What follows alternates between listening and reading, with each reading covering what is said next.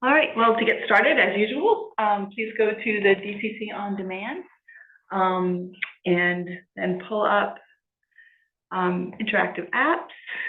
If you haven't already, if you're not already there, your RStudio Singularity container. 4 hours should do us, more than enough. Let's see, what else do I have? Oh, I've got a, oh, I'm sorry. That's what I do. You want the, you actually want the CHSI RStudio Workshop one. Okay. And that's important because we have different software on there. So you should have 4 wall time hours, 2 CPU threads, 2 gigabytes of memory, and so on. Okay. And then we'll launch that and we wait until the blue button comes up. Jim left me his number, which is okay. Make sure I turn this off.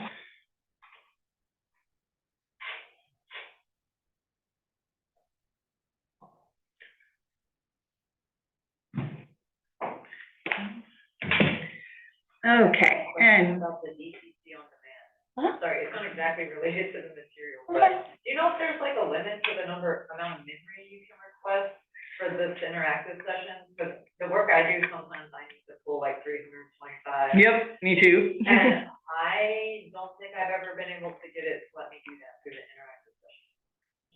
And I don't know if I'm doing something wrong.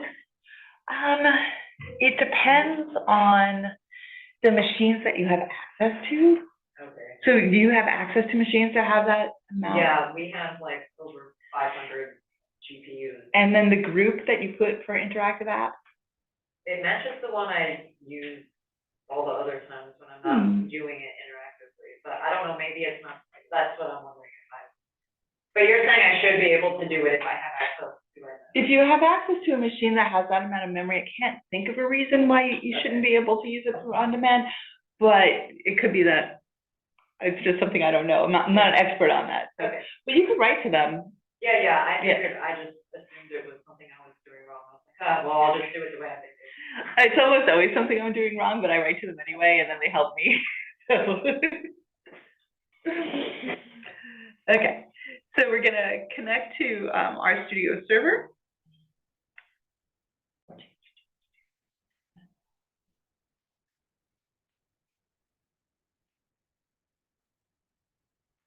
And now I can't remember if I have this as a project. I hope I do. All right. Then you'll see all my Googlioc from other projects. I think I created a project. I hope I did. Yeah.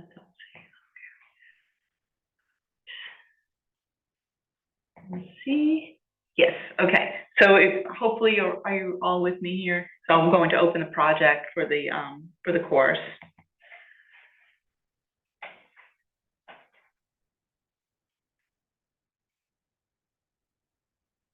And the first thing we're going to do is we're going to pull from the repo because hey, Josh is here. Hello, Josh.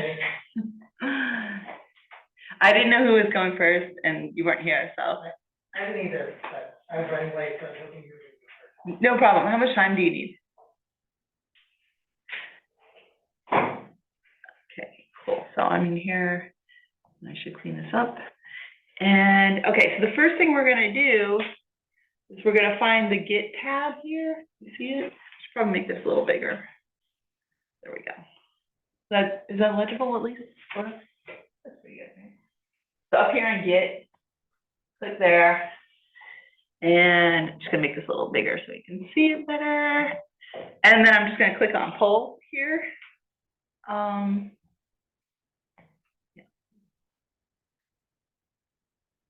And hopefully you see a bunch of stuff here and you didn't get any major conflicts or anything. Did anybody have trouble with that? Can you please repeat the step to get here? Because I was just a little bit late. Sure thing. So I'm just going to close this here. So I went over in RStudio, I went to the Git tab. So it was over here first, like it was an environment or whatever. So I found Git, and I clicked on that. And then I just went to this button here and said pull. I mean, like just even to get the RStudio, like before that step. Oh, sure, no problem. Okay, so here we are in the DCC on demand. Are you that far?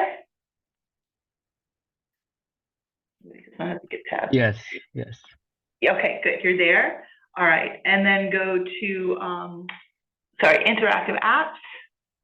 And then choose the CHSI RStudio workshop. Click there.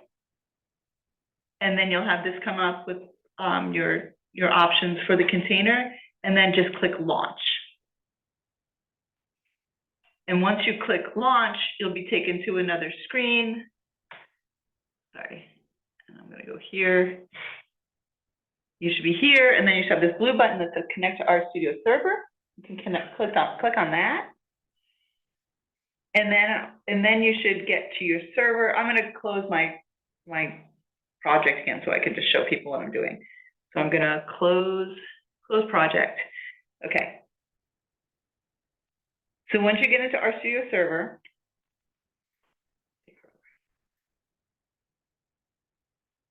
okay. Once you're in here, you're gonna click on the file menu and choose open project. And then a window should come up and you should see the 2023-2024 HID workshop. Click on that, and then you should see this .r project file. You can double click on that, and it will open up the project for you. I didn't see that one. I see the one demand and R file when I click the open project. Okay, sorry. When you say open, hold on, close it again. Do I have a TA here? Is there a TA online? Oh, machine is here. Of course. Can you help this person via chat to get onto the thing? I think so were you here last week, Stefan? I missed that one actually. Yeah. Oh, okay. So you probably didn't clone the repo, so that's the problem. So can you help clone the repo? Thank you very much. Okay. Yeah. If you miss a session, you should check in with one of us, and we can help you make sure that you have everything that you need. Okay. Another person missed the last class. So if you missed the last class, you could open a break room, maybe a breakout room, and deal with anybody who missed the first class. Yeah. We missed. We've been on one session so far, is that right? We had one session. Yeah. But in that one session, we cloned the repo. So if you weren't here for the first session, you missed that. And that will be a problem. Okay. And other people who are saying that I see some people saying they don't have the Git tab up here. If you don't have that, then probably you either didn't clone the repo. That's one problem. And then you need to get on the breakout room with TA, with Yuching. Or you didn't open a project file. My Git tab didn't show up at first, but it's because my window wasn't big enough to list all the tabs. So Oh. pull it. Well, like pull that little bar. Okay, that's another issue that could happen. Like, for example, if you have this all the way over here, you might not see it. Right there, it went away. So you have to have this bar open. All right. Can you clone the repo from the command line? You can do that in the terminal if you are familiar with how to do that. It's how I actually prefer to work, but Josh does not like it when I do that. Because you should really work, you should work within a project and you should work within RStudio. Okay. Oh, I do. Josh. Okay. I hope there are breakout rooms allowed. Oh, she might not because she's not the host.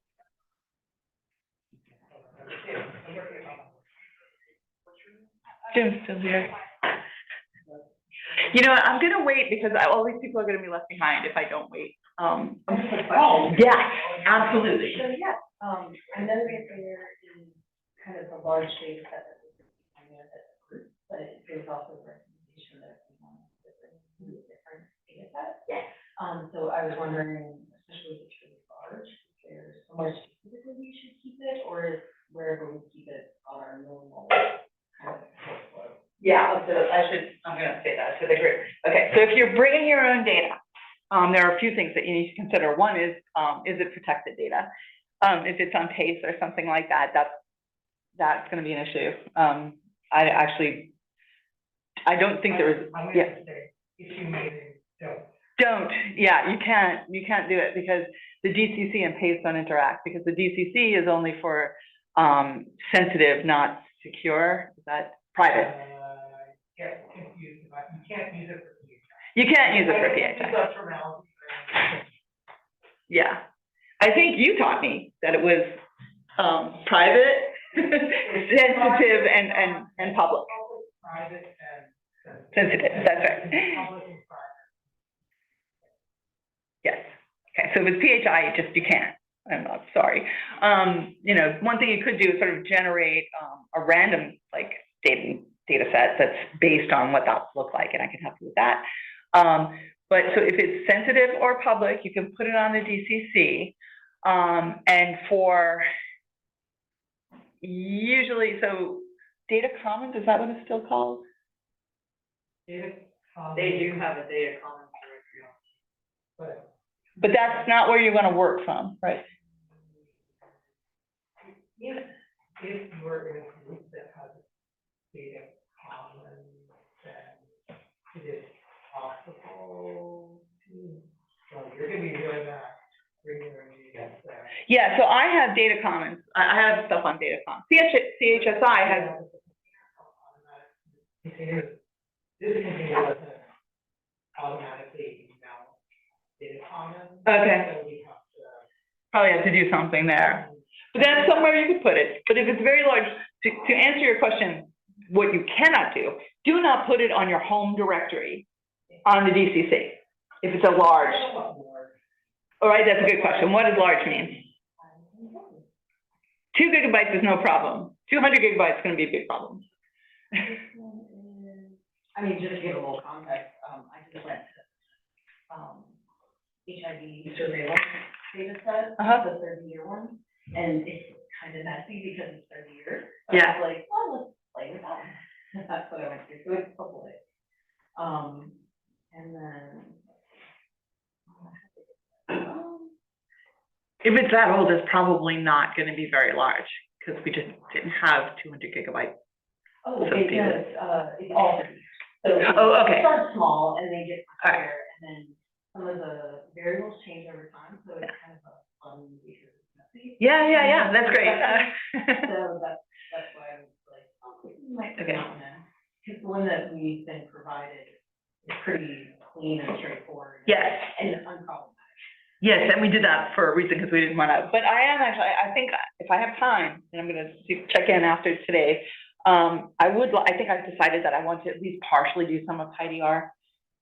Maybe not the pivot wider and pivot longer, we'll see, but at least like the separate and a few other things. And that's like kind of like how to like get an inner joining data sets and things like that, because that sounds like what some of you are really going to want anyway.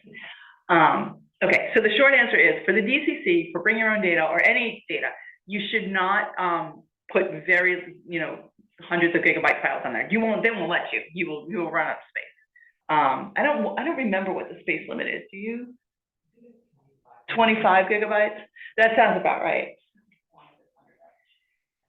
You should be okay. And for the purposes of this course, sure, why not? But usually what you try to do is you keep your data on a different, like either on the data commons, which can be mounted, or isn't there also /work?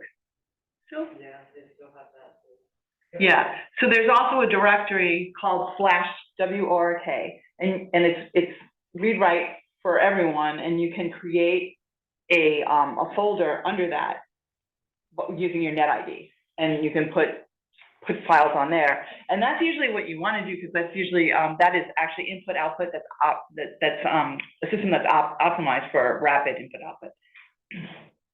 Your regular drive is just, I don't even know what it is. I don't know what hardware they have on there now, but it's not like the speedy stuff. Okay, so where are we at with everybody getting on to the system? Are we still working on breakout rooms? Okay. Those of you, so everybody here, in present here, is able to get onto the system and has their project open, correct? Okay, people on Zoom, is anybody still struggling? What's that? There are people in a breakout room now? They're in there now? They can't do it. What? They can't do it. I'm asking you. Okay. Excuse me, what happened here? Ah, I said I got itchy face. Okay.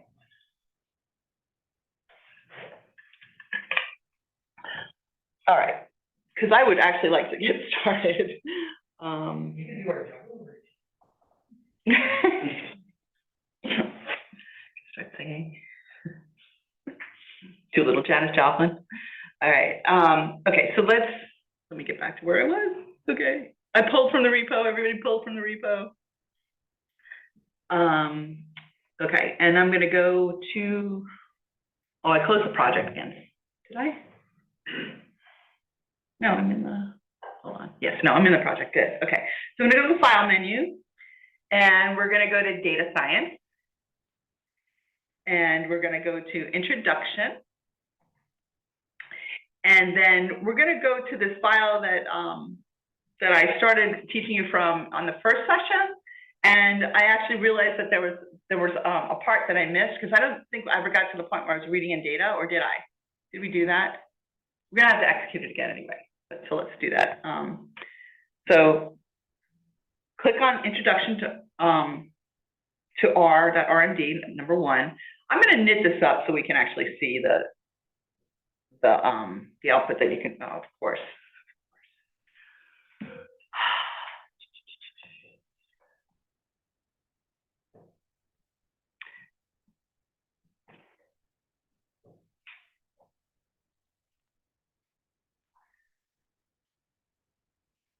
Okay.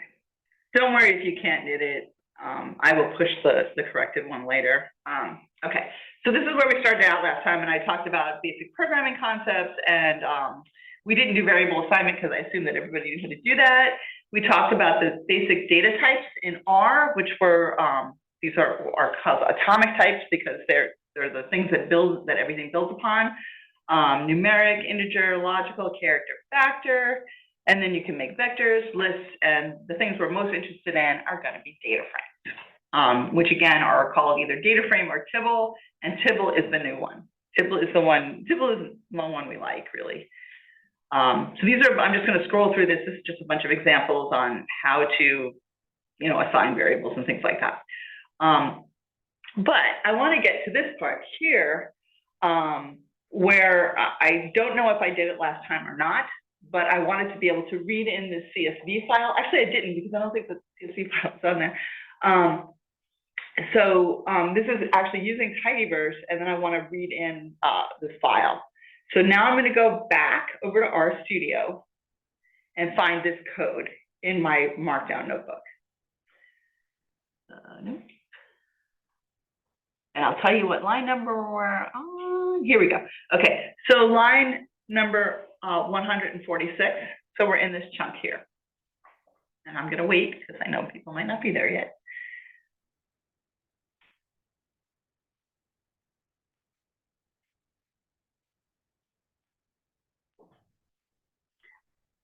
Okay, so the first part of this chunk is just a bunch of examples because this lecture was originally written to go over assignment and stuff. So these are just assignments and how to make vectors and things like that. And then the next one here, this is reading in a CSV file. And what I'm showing you is 2 different ways to do it. So before tidyverse, base R has read.csv. So that's reading in a CSV file. And it works just fine. And it returns, that function returns a data frame, not a Tibble, a data frame, because it's old R. So if you highlight this with your cursor and press Control Enter, let me go to console here. Press Control Enter, it will execute that code. And because I put it in our Markdown, it's down here, so you can see the table. So I read it in, and then I executed the head command, which looks at the first several lines of the data frame. And so this is what the data frame looks like. So that's interesting. It prints more like a Tibble now. Maybe that's an update. But it is, let me see. Yeah, okay. So here, so if I type that into the console, so that's living LWHID. So I read I used read.csv, and I assigned the output of read.csv to this LWHID variable. So if I want to print, so now that thing holds the data frame, right? If I want to print the data frame, I can just type that in the console and hit enter. And you can see when it prints, it's really hard to read, right? And that's because there are a lot of columns, and it's not breaking down, it's not truncating the columns, it's just trying to print everything, and it looks really ugly. But if I then go and I read in the Tidyverse library, I'll get a bunch of, don't worry about this red stuff, it's actually okay. And then I create LWHID tibble with the read_CSV. So this is from the readr package, which is part of Tidyverse.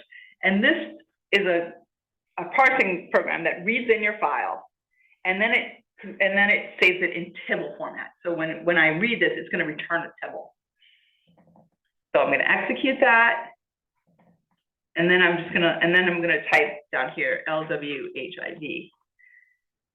What? Okay, I'm not sure why it really shouldn't be doing that at all. Hold on. Oh, LWHID tibble. Underscore tibble. There we go. Okay, and now you can see the print is a little different, right? It truncates the columns. It realizes that, oh, if I go another one, I'm gonna line wrap and I'm gonna give like garbage. So what it does is it gives you what it can here, and then it tells you there's 215 more rows to go. And sorry, there should be more variables in there. But anyways, okay. But when you print it actually when the head command in the notebook actually gives you a nice clean print. So that was when I was doing it on the console. It looked weird. It used to be just as bad, but I think they changed it in the notebook now too. Okay, so point being, we had to get LWHID into the system so that we can use it later. So that's why I had to do it now. But also, you should use the underscore, use the Tidyverse one, especially if it's a large file. I remember like several years ago, somebody came to me and said, I'm trying to read in this CSV file, and it's taking hours. And I was like, well, that's not good. And then I realized she was using read.csv, and that's just a slog. It's like 1,000 times faster, read_CSV. So, and that's not an exaggeration, it's 1,000 times faster. All right, so this is, I'm just scrolling through now. This is all the stuff that I kind of skipped last time. And I want to get down to for loops. Okay. All right.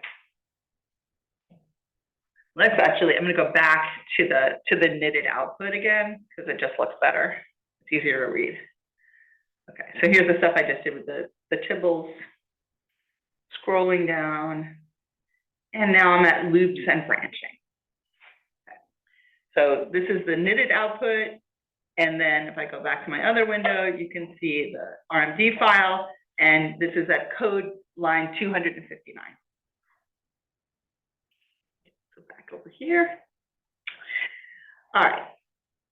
So, I mean, most of the reason we have computers is so that we can do many tasks over and over and over again. Computers are very good at that. We are very bad at it. We make mistakes. So the way that you repeat things many, many times is using a loop. I also have branching in here. Branching is logical. Basically, it's when your code breaks off and does one thing or another. So that's like if else kind of statement. But for now, we're just going to talk about looping. And here I have the first command is just creating a vector, and it's using this command called seek. It's very handy to know. This will generate vectors for you. It says that that's the number I want to start from. 2 is the number I want to end at, and by is the increment. So when I do seek from equal 2, 2 equal 20, and by equal 3, I get a vector that starts at 2, and then adds 3 until it gets up to 20. If I actually said up up to 21. I think it would still stop at 20 because it can't add 3 and still stay under the limit. Is that what I meant? That's not what I meant. Yes, no, that's what I meant. Yeah, okay. Because if you added 3 to 20, you get 23. So it won't go past 21 if I did that. So I created a vector and I just printed it out so that you can just see it. So that's here, just printing it out. And now I'm going to double every element of this vector using a for loop. Okay, so this is what it looks like. It says the keyword for, and then you have parentheses, and then I. I is going to be what's called your iterator. So you don't have to have I defined anywhere else in your code. This defines I. It's just going to be like, this is my iterator variable that I'm gonna go over here. And in is followed by a list. So in this case, my list is 1 colon length of v. So 1, number colon number integers that generates a list or a vector of numbers starting at the left hand side and ending at the right hand side on the colon. So here I'm just saying I'm generating a list or vector, a numeric vector that starts at 1 and ends at the length of v. Is that clear? Also looking at the Zoom people, I don't see anything threatening there. Okay, and then so here within the body of the loop, I'm going to print I, which is whatever the iterator variable is, and then I'm going to take the ith element of v and replace it with 2 times that element. Right? So here's what the for loop prints out. It just prints out what I is from 1 to 7. So what happens here is it starts at 1. So it says, okay, what's the beginning of this list? It's 1, right? So then I print 1, and then I go to the first element of v and multiply it by 2. And then it checks to see, have I met the termination condition? So is I length of v yet? Or is I less than or equal to 7? And it's no, it's not. Okay, so I go to the next element in the list, which is 2, print it out, and then I take the second element of v and double it. Okay, same thing again. Is it less than or equal to 7? Yes, it is. Okay, good. I increment it. I go to the next element here, which is 3, print it out, and so on. And here you can see that I've not printed out like what the double vector looks like. Okay. All right. So again, I is called an iterator. So, this is just what I just said, so I'm not going to repeat myself.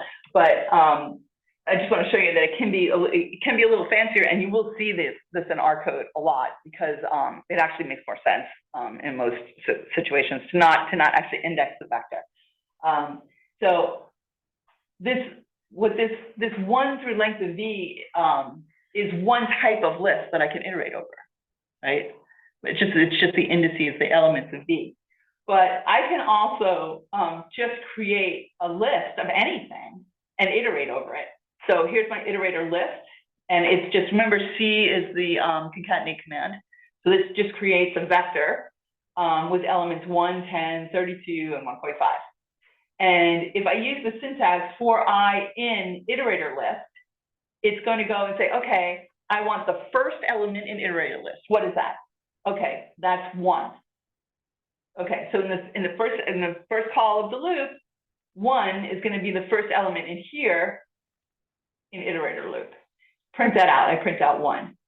And then it says, okay, have I gotten to the end of this list? No, I have not. Okay, so what's the second element in the list? Okay, the second element in the list is 10. So now on the next way through, I is 10. So each time through the loop, the iterator I takes the value of the next thing in the list. Okay. So it's just, it's a little bit fancier than just kind of going through the indices. And just to show you how general this is, it really can be any list that I can iterate over. So this is numbers, this is some text. It doesn't care. the first one, I is 1, it's 10, 32, 1.5, then it's the string the and quick round box. And for those people who aren't ancient like me, that used to be a way to use all the letters on the keyboard. Was the quick round box jumps over, I can't remember. Anyway, yes, Daniel, you have something to say? There's a question. Why may ask, iterator list is not a vector list? Oh, yes, because it can be any, you can have anything. So vectors have to be, remember, one atomic type. So what I'm demonstrating here is that your iterator list really can be a list, which can have anything. And it's just going to go the first element in the list, second element, third element, fourth element. Normally, it's going to be a vector, normally. Sometimes it's a list of file names, which is also a vector, right? It could be a list of data frames, right? So I could have the first element, so I've done quite a lot, actually, where I'm iterating over a list of data frames. So the first element is data frame 1, second element is data frame 2. So that's why. Okay, so now here's an exercise for you. It says 1 because there used to be 2 and I got rid of the second one. Forgot to get rid of the 1. Write a for loop to print out whether each count in LWHIV is less than 100. So remember, we actually created LWHIV with as the tibble. So I would say you go ahead and use the tibble. Actually, it doesn't matter which one you use. Just going back to the code now, if I can find it. There we go. Okay, so now I'm just going to go to the code where that exercise is. So this in the code is at 304.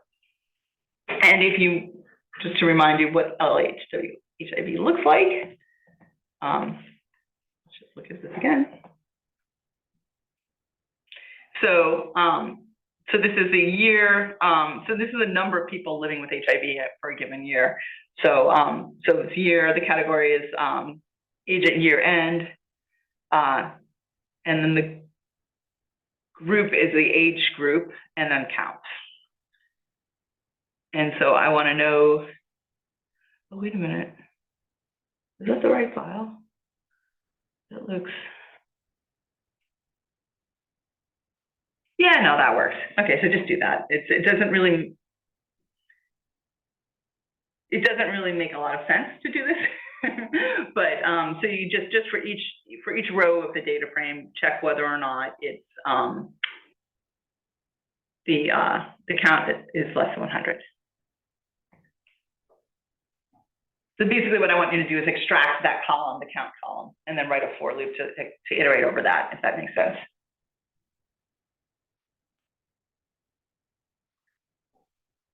You can even start, let me actually do that.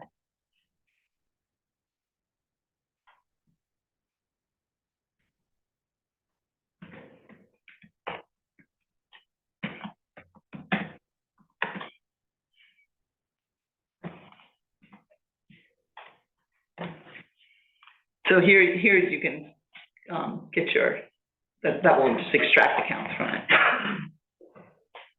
My code already has the answer. Did you pull? Oh, but you know, I didn't. Okay.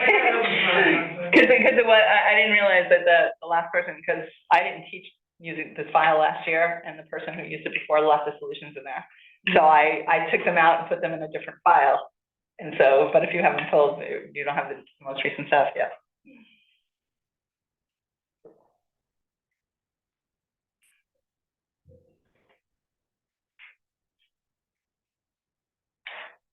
Okay, how are my Zoom people doing?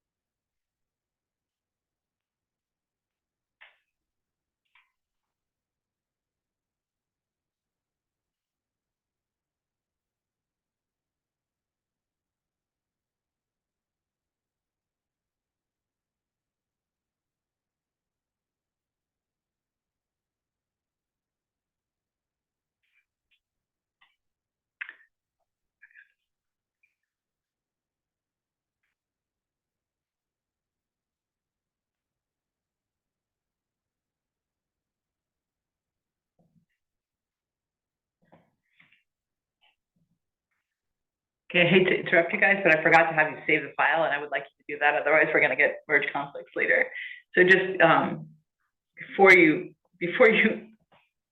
save anything, so hopefully this is still red up here, you go to File menu and say Save As, and then put a different name here. Yes, I forgot before, but I added to the, so like getting more, underscore mine, capital M, and E. So people say this is that, people add. Got it. Yes, I understand. and then write it down. Yeah, write it down. That's good. Okay. The Zoom people aren't gonna see it though. So. Chop, type. Yes.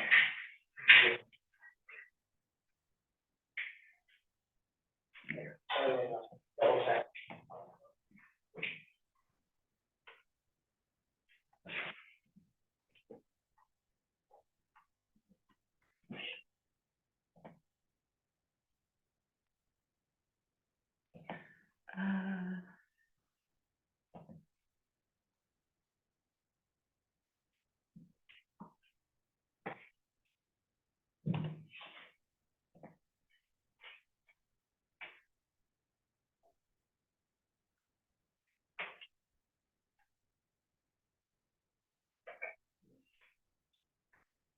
People mostly done? Anybody have questions or stuck?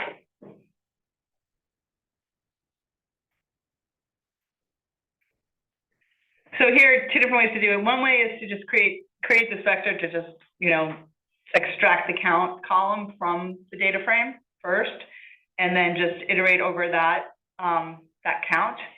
Or you can just, give it just directly, give it the count from the data frame. You don't have to, you can either create a new variable or do it this way. Either way works. Sometimes I will do stuff like that because it's just easier to read rather than having the whole data frame written out. I can just have the thing. And what Josh is writing on the board is that he has created, you're going to talk about get ignored later, right? I will. Yeah, maybe I'm not going to talk. So, this is a way to make Git not follow your certain files, and he will explain. Josh will explain that later. So I'm not going to go into it, but you can save to that file. Use that file name. You want to save if you change the file, you like and put underscore. Yeah, so I put Janice here. So that's how I did it. I took the file name and then I appended underscore Janice to it. But if you put underscore capital MINE, Josh has set things up so it's a little bit safer. Okay, any questions on for loops? So that's just a basic for loop. That's how they work. Hopefully that's enough of an introduction. If you ever have to write one, you can. But for the most part in R, if you're thinking of a for loop, you probably should be thinking of something else. So R does what's called vectorization. The way to double a vector is not to do what I just did. That was just a little very toy example, but you don't want to do that. You want to use vectorization as much as possible. And this, we don't have time to cover the map functions and per I don't know, how are you supposed to say that actually? It's P-U-R-R-R. Per, yeah. Per R maybe, yes. Yeah, so there's a whole package called per R that deals with just taking a function and operating that function over a list. We don't have time for that, but so like in lieu of for loops, you often use those things, what did I just do? Something dumb. Oh, I opened Chrome. Okay, there we go. All right. Okay, so here's my vectorization example. So again, I create the same vector I created before. Seek from 2 to 20 by 3. print it out, but then I can just say, okay, print 2 times v. And if I do that, it's gonna, the first thing I had said print v, and then I said print 2 times v. So that's how you double a vector in R. You just multiply it by 2, the whole, and then it will, R says, okay, you want 2 times the vector, and it'll multiply the whole thing by R, by 2. So you don't have to do these kinds of looping. Now, R will do what makes sense, right, to it. So here's 2 vectors now. I'm creating 2 vectors. They're both going to be like 7. Let me execute that, and you'll see what it is. So V is the first one, 2, 5, 8, 11, 14, 20. W is this vector. And then if I print V times W, it's going to do it component-wise. So it's 2 times 1, 5 times 4, 8 times 7, 11 times 10, and so on. So if I multiply 2 vectors together that are the same length, it will just do it component-wise. And it's going to do sums the same way too. It's going to do sums component-wise. Okay, oh, and here we've got, so I hope I promised you that we will do more exercises. So I try to intersperse them with talking so that you guys don't get too bored.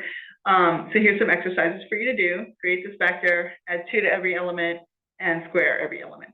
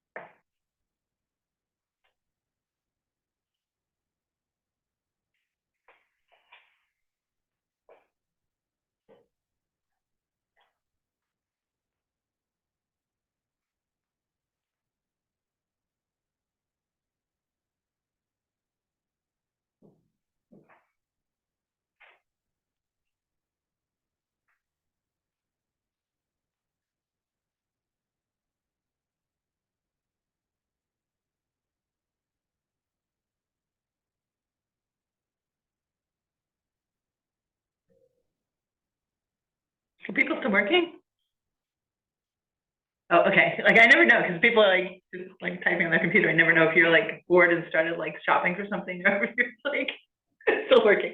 Okay, so the ways to create the vector, you could use the sequence function. Of course, that's a lot of typing. You could also just do 1:6, and then if you wanted to, you could also use the concatenate. And adding 2, you can just b plus 2. How do you square?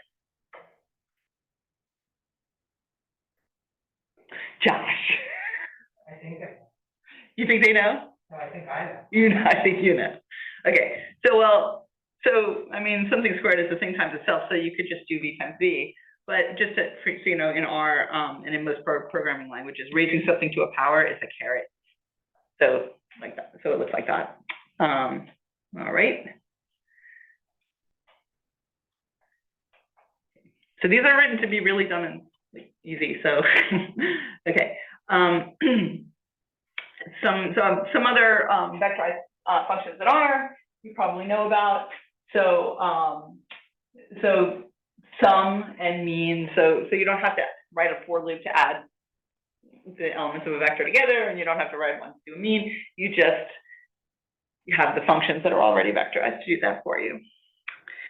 And then here's another example for you to work on. Create 2 vectors of length 3. This is where I want you to sort of explore like what's going on with this. How it's something called broadcasting actually.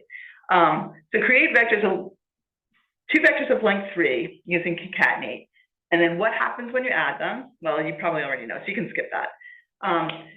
Create a 3rd vector of length 2. And what happens if you try to add that vector to one of the others? And then create one of length 4 and add that to the vector of length 2 and see what you see.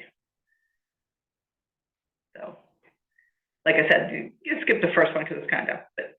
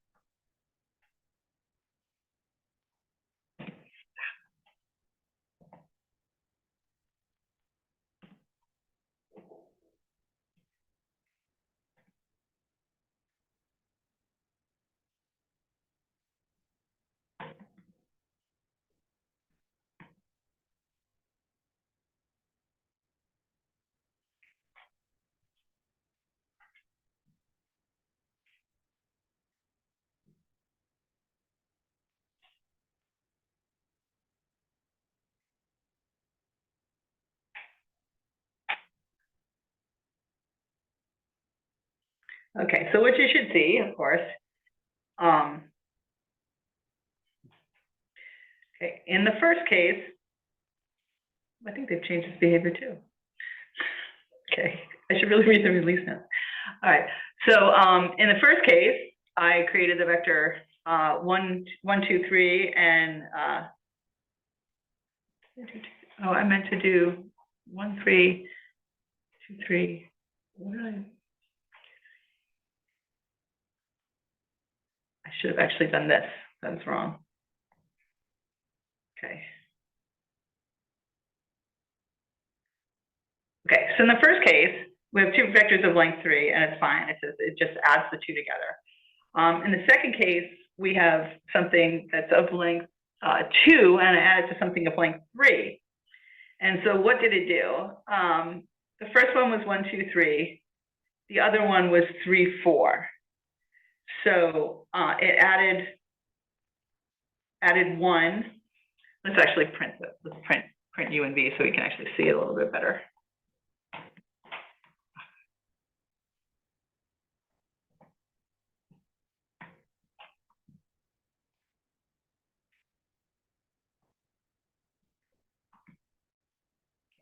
That again.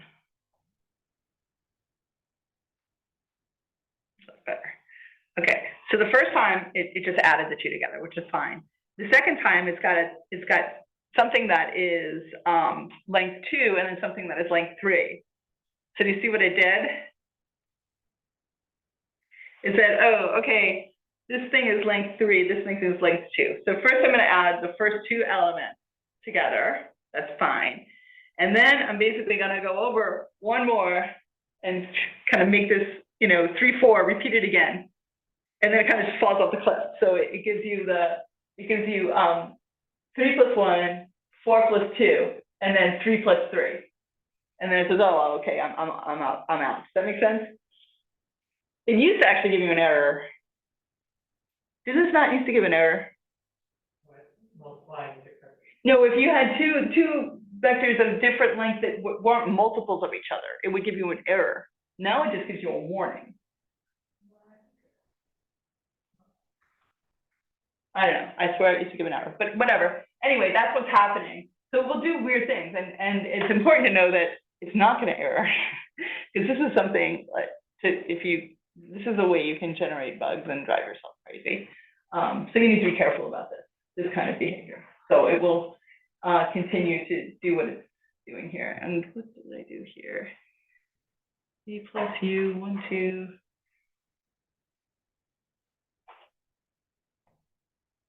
Oh, right, because I actually wanted to make this 1 through 6 on the last one.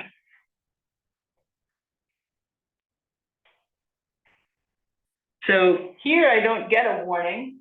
So V is of length 3, U is of length 6, and so what it does is it just makes another copy of V. So it adds, it takes 1, 2, 3, and then it takes another 1, 2, 3. So it adds. So it adds 1 to 1, 2 to 2, 3 to 3, and then it goes back and adds 1, 2, 3 again. Okay. So it just makes another copy of the vector. So you'll get a warning if it's not a multiple. You won't get anything if they're multiples of another. It'll just assume that's what you meant to do. Okay. All right. Any questions so far?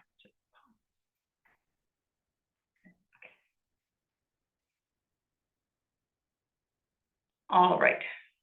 So that was a little bit on vectorization. Now let's talk about functions. I think I'm just going to go back to my knitted thing so that it looks a little better. Going back up.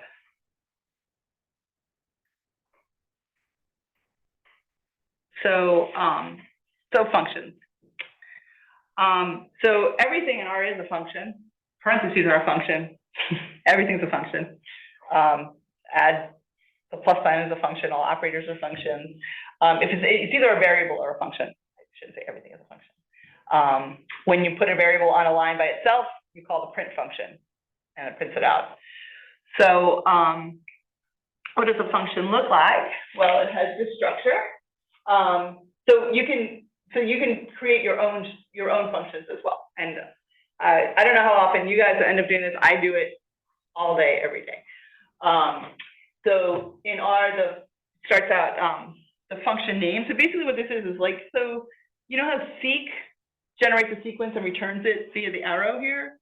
Well, this thing is function this keyword function is a function that returns you a function. So it's going to, the keyword, the constructor is called function, and it takes arguments. Then you have an open curly brace.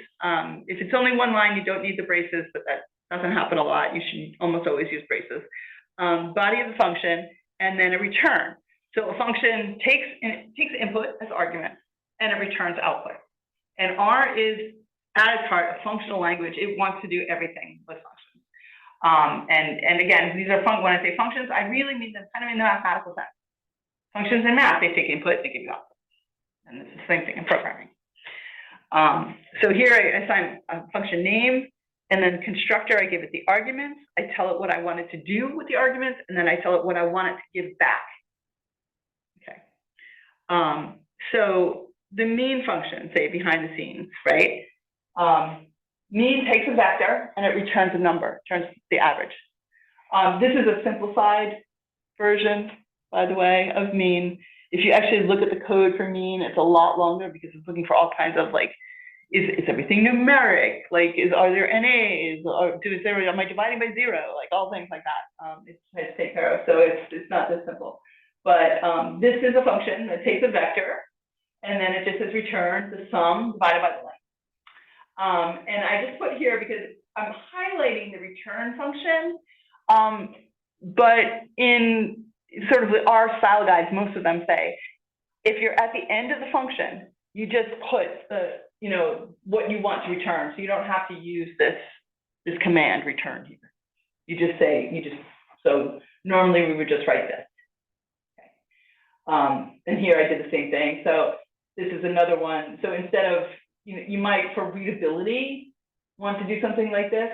So take the mean, assign it to this variable, and then return it. And again, so I'm showing you here that you don't actually need the return command at the end. You can just put n. And then, by the way, and this sometimes confuses beginners with when they declare new functions. This is just creating a function in R's memory. So R says, okay, I take this name, mean, and I'm going to assign it to this function that does this thing. But it hasn't actually done anything yet. You have to call the function for it to do something. So, so then here is the function call. So I call mean and I give it this vector. And by the way, this is kind of fun too.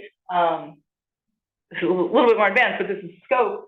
So when I do this, I have overwritten the base function mean.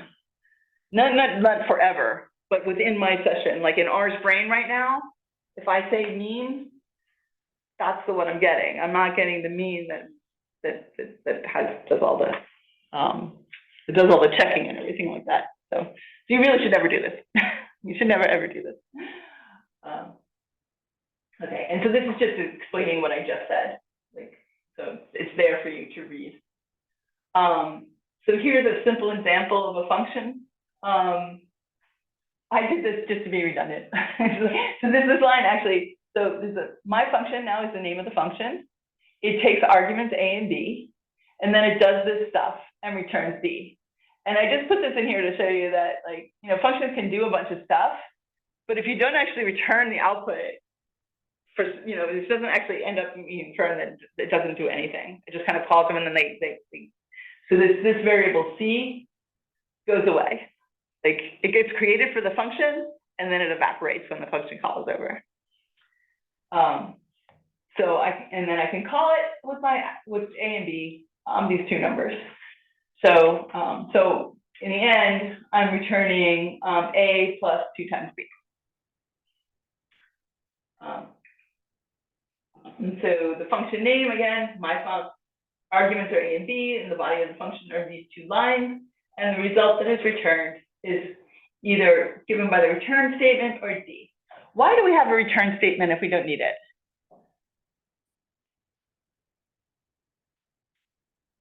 Kind of a trick question. We actually do need it sometimes. We don't need it at the end of the function. Well, if we execute the entire function and we get to this thing, we don't need return. But if I have some logic that says, oh, if I'm the mean function, or say like if I'm divided by 0, well, actually this is a bad example because that would be an error. But they have some code that's doing something, and in one case I want to do one thing, in one case I want to do something else. So I'll use, the return will be in the logic, because that will jump out of the function before it does all the rest of the stuff. Does that make sense? So that's why we have return. But in these simple examples, we're just giving it the last thing we did. All right. And now here I just want to show you that in R, in functions, and if you've done some R, you probably have encountered this, right? These variables here are, they mean something in function call. So I can use A and B in the function call. So either it matches by position. So here A is 5 and B is 4, because in my function definition, I've given it A first and B second. So it's going to match by position by default. But I can actually give it B equals 4 and A equals 5. And this will do the same thing, because now I've switched the order, but I've named things by what the function is asking for. So it doesn't matter what order I give it. First, it's going to say, okay, what names do you have and what matches? And here I can show you just that if I do the positional matching, I will get a different thing. So if I say 4, 5, if I use the names and I say B equals 4, A equals 5, I'll get 13 like I got up here. But if I don't specify, then it's going to do by position. It'll give you a different answer. All right, and I've got an exercise for you to write a function that takes as input 2 numbers and results in their sum. Yes, Daniel. There's another question. This is how do developers or package developers use the same notation, or is there a resource course for the best practices when writing functions? Oh my God. Okay, so if you're writing a package, you need to know a whole lot more. You need to know about namespaces. Yeah, and if you want it to be on CRAN, you've got to do a whole bunch of other stuff too. The best thing, if you're writing an R package and you want to put it on CRAN, what is it called? It's R for packages in R. What is it called again? Yeah, there's a Hadley Wickham book called R packaging, I think, is what it's called, and it goes through licensing and everything. But so I'm just trying to think, like, for best practices, functions. I mean, yeah, there are. So yeah, I would use that reference. There are best practices for functions. I don't want to go into them now, but like, for example, the most used arguments should be first, for example. So because you can have necessary arguments to functions, you can have optional arguments to functions. And then, so you make them optional by listing them in the arguments, but setting them to null or giving them default values. So, for example, if I call R norm, so R norm generates random numbers from the normal distribution. And if I want from the standard normal with mean 0 and standard deviation 1, I can say R norm of 100. And that's what I get. I get 100 from the standard, because the defaults are 0 and 1 for mean and standard deviation. But if I want to specify those, then I can specify those in the function call. But those will come next. Like, so when you write the function, you would write the 100 first, like the n first, because that's going to be the most often used. And then the ones that are like sort of less often and more often going to be taken by default, you would do those last. And there's lots of other things, I mean, you should definitely use the indentations. There are style rules for function names. Some people use, like the thing that I use, which was myfunc underscore. So like separating words with underscores. Some people use camel case, some people use mixed camel case. And it all depends on the shop you're working in and have style rules, or your own personal preference if you're not having anybody tell you what to do. The worst thing that you can do is the thing that I end up doing all the time, is mixing them. Sometimes I like camel case, sometimes and I try to go back and fix it. But yeah, so there's a lot of other things that you should know if you're writing a package. I hope I've at least made that point clear. And R for packaging is an excellent book for that. Did I answer your question? Okay, good. Okay. So, and now I'm going to talk about packages. So very, very good question. Oh, I didn't do the sum of numbers. You guys, did anybody have any questions on how to write a function and return the sum of 2 numbers? Anybody want to see me? Yeah, okay. I have a feeling like I have to up my game on these notes, because in the past, like I've had people stuck on these questions. So yeah, which is great. Everybody's starting to learn programming. Just in time for ChatGPT to take it over. Okay, so basically everything in R is a package or a library, even base R. So base R is a package, but it's a library, but it's automatically loaded with R. And the stats package, for example, is automatically loaded when you call R, but it's a package. And if you were developing your own package, you would have to know, well, no, with that base R is fine, but you have to know what name the package is. Like if I have dplyr in my package, I have to, before every command dplyr, I have to dplyr : name, so then you don't end up with corrupted namespace, because what R does is it loads libraries, and if functions get overwritten by new names, they give you warnings, and it just gives you the last thing, whatever the last thing was called, overwrites the thing before. So namespace can be very important when you're doing that kind of thing. Okay, so for example here, there's a great command called sample_n, and you give it a data frame or tibble. Actually, I think it's a tibble. You have to give it a tibble and a number, and it randomly selects that number of rows from your data frame. Excuse me. It's a great way to look at your data frame, because the head just looks at the top, tail looks at the bottom. There could be really wonky things happening in between, and you won't see them. So it's really good to like just do sample n. Let's look at 10 rows and just see what they look like and make sure I'm not missing anything. When you're doing exploratory data analysis, you're gonna have to do a whole lot more than that, but that's at least, it's a start. Okay, so, but if I just call sample n, I haven't commented out here because this notebook won't knit if I have it in here, because I haven't loaded tidyverse, or I haven't loaded the library in which it exists. So it exists in dplyr. So, so if I call the library dplyr, then I can use this sample n command. Okay. And in general, when you're writing code for yourself, you're not going to be so conscious of namespace. You're not going to be using that, you know, like : syntax to explicitly say which package you're using. Many people, in fact, before I was teaching, I didn't know which packages in tidyverse like did what. like there's a separate command and there's a select command, and they come from different packages. One is tidyr, one is dplyr, but I didn't care because I would just load all tidyverse and not worry about it. So tidyverse is a whole suite that includes dplyr.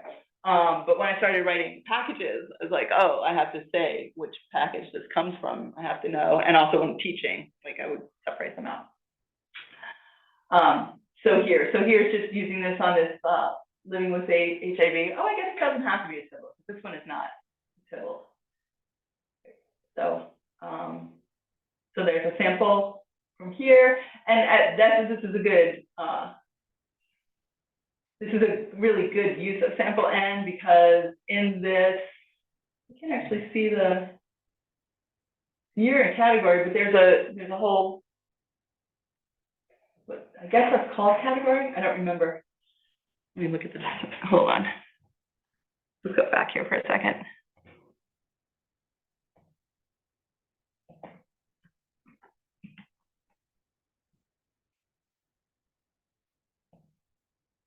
Yeah, so here, this is, if I just look at the beginning of this tibble, I see category age at year end, right? But it turns out that this particular file has a lot more information in it, and so category has like transmission category, female code, so it can either be current gender. It has a whole lot of information in here that this is definitely not a tidy data frame.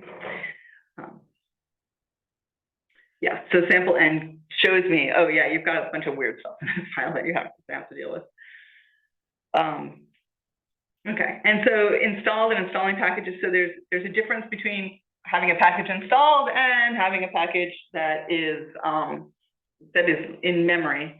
You can install using a thing called install packages, and to check what packages are installed, you can run install packages. So this shows us everything. So on this container, we have loaded for you a whole lot of these things. I just put it to head so it doesn't there's a lot of packages on here. So that's how you find out what's installed. I commented this out because I didn't want to actually execute the commands, but if I want to install packages, I just use install.packages, and this name has to be in quotes for it to work. And then you can remove packages using remove.packages, which is very nice. And I guess I didn't say it in here, but in order to use it, you have to library. So even though I have something installed in my version of R, if I want to use in my current session, those functions, I have to use the library command to call it into memory. Because otherwise, R would have to put everything in this whole long list of installed packages into memory every time I use R, which is just really wasteful. Although nowadays, there's probably so much memory on the computer that it really doesn't matter. Okay. And here, do I want to go through this? Let me just see. Oh, it's not much anyway. So most of the time, you're going to be working with data frames. So, oh,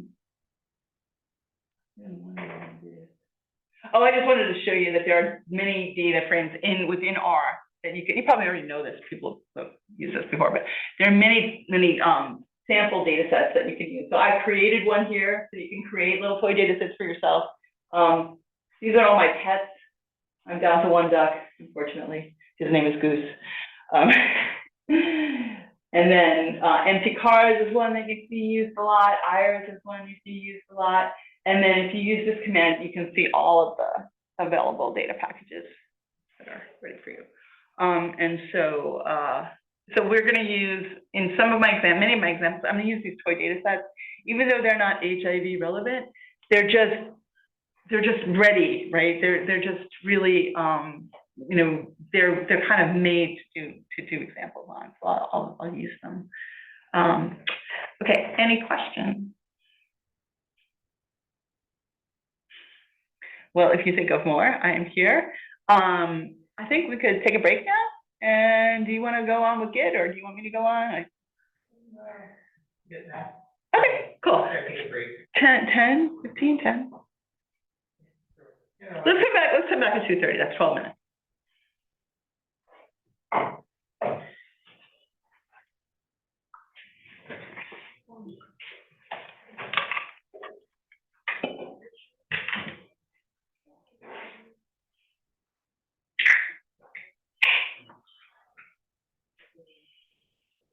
Yeah. This one works. Or at least it works with my computer. My computer likes that one. Okay, last time neither seemed to work, but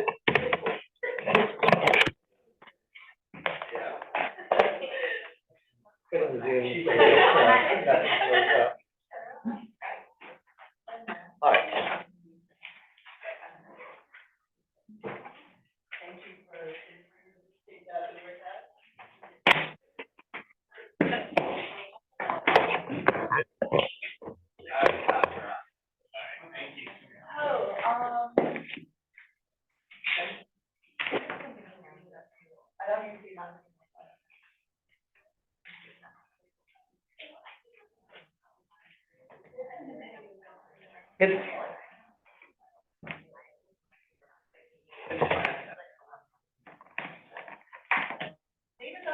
It's like a competitor to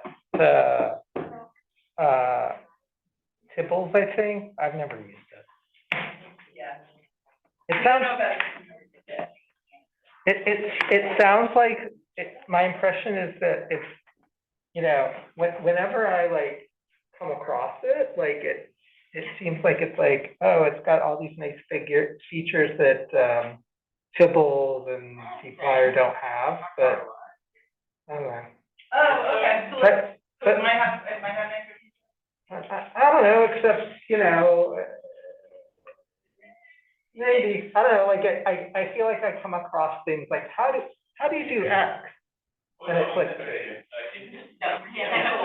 you'll get it back. It can be a lot faster. Oh, okay. But the thing is, it's not like the super, in terms of like type and everything. oh, so you're saying it's crappy ass code. It just doesn't have to, like, it's very clear to follow like a tidy version. Its print method doesn't work nice. Yeah, I mean, the print method is maybe. No, but you're saying that syntax. Subset stuff and syntax, it's not as like intuitive. Oh, okay. But it is faster, like large data sets, it works Oh. like really. Maybe I should use that. I use cFlyer a lot. Yeah. Yeah. No, Doesn't like me. Doesn't like you? Maybe it doesn't like your apple. I take that personally. What'd you say? I should be athletic? Yeah. Back when I was young and cool. I'm old and full, and I just. I'm old and foolish too. Oh, you said old and young and foolish. Yeah, I'm old and foolish too, but I'm not young and foolish. Oh, good, there you go. I just didn't have patience. So I was gonna say you're old and patient.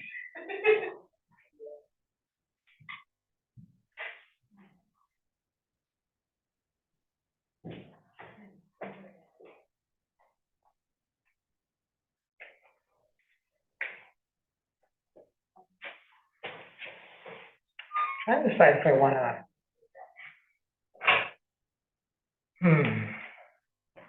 So many choices.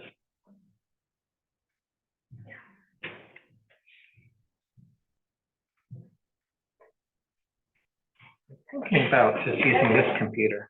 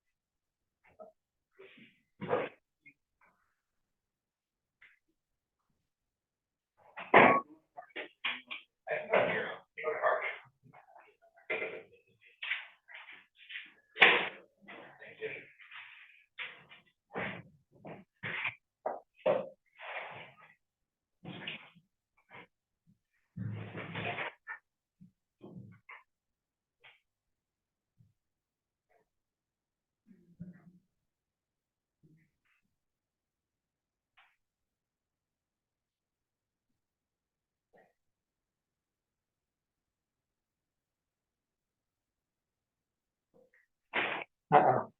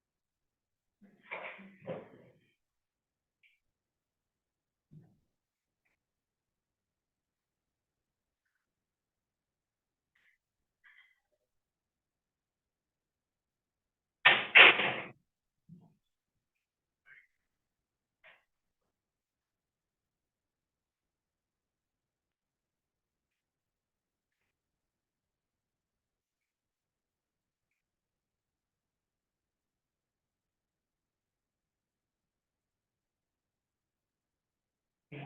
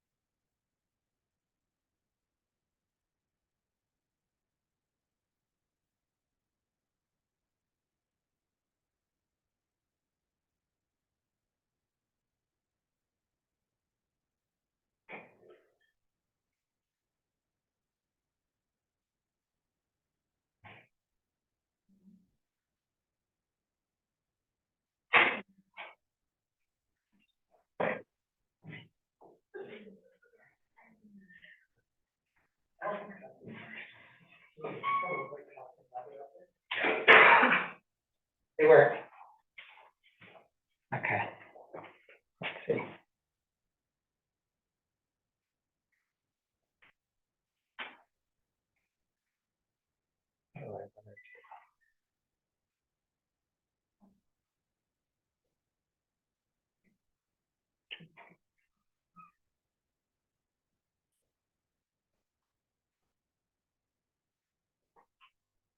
Hmm.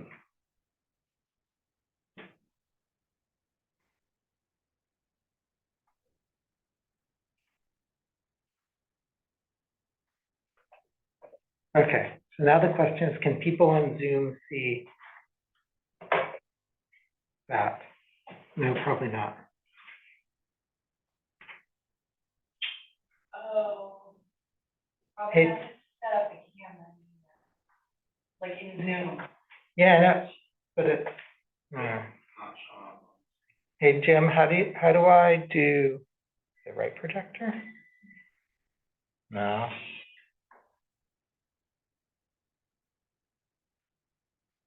How do I do the document camera on Zoom? Wait, I'll be right back. Also, Jim's cell phone number is on your laptop. No, I mean, you just have to support something up there.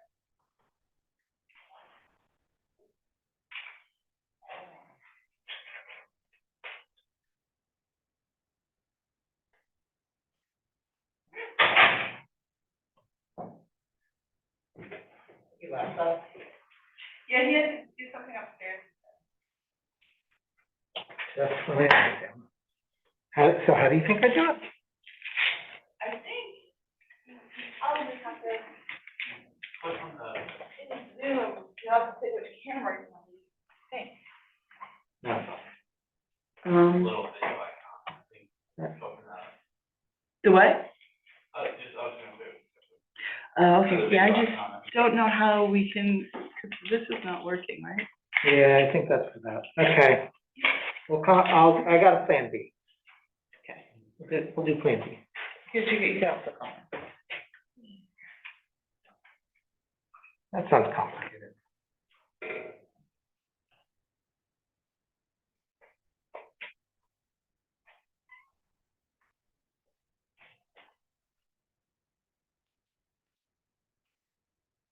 Wait, what about this? I'm gonna break things if I try doing that, aren't I? Oh, wait, hold on. No. do that.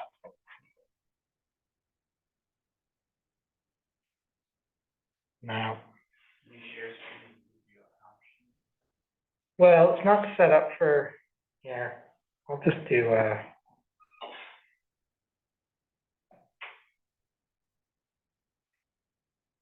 I gotta think about how I draw things in here.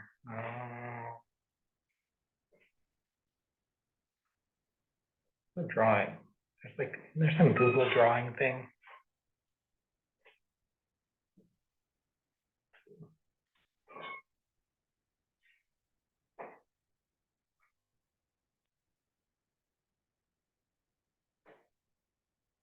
It's all set to use the,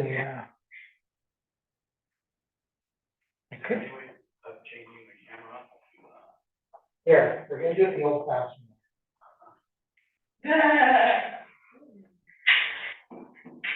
But they can see the white.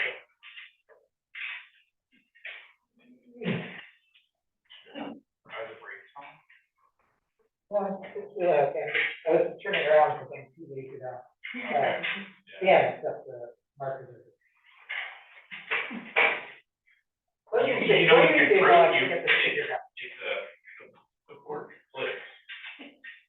Yeah, I know, but I didn't think about that until after I realized that the markers were on the other side. Okay. This is like just a comedy of errors. Okay, now let's see if I can. Can people on Zoom hear me okay? Yep. Okay. Now I gotta see, okay. Yes.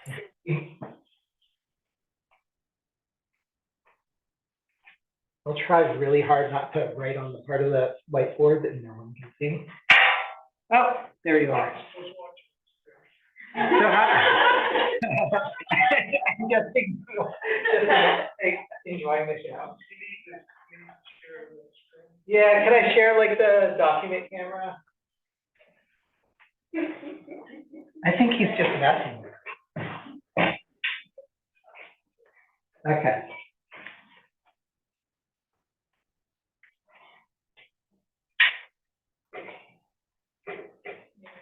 Is that blocking anything important for anyone? Oh, sweet. Wait. So can they see on this? Huh?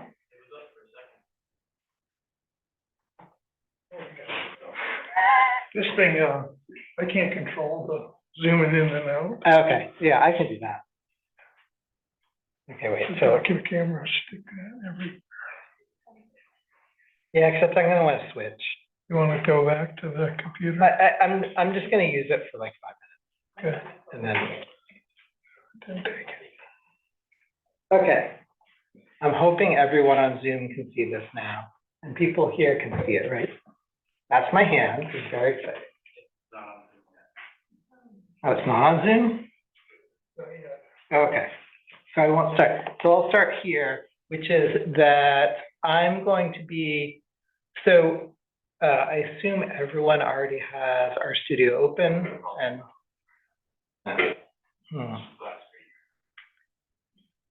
I'm not doing well here. Okay. So I'm gonna give a really quick, good, now we've got another computer. So I'm going to be doing an introduction to Git, kind of a continuation from last week when I talked about reproducible research. And so Git is version control software.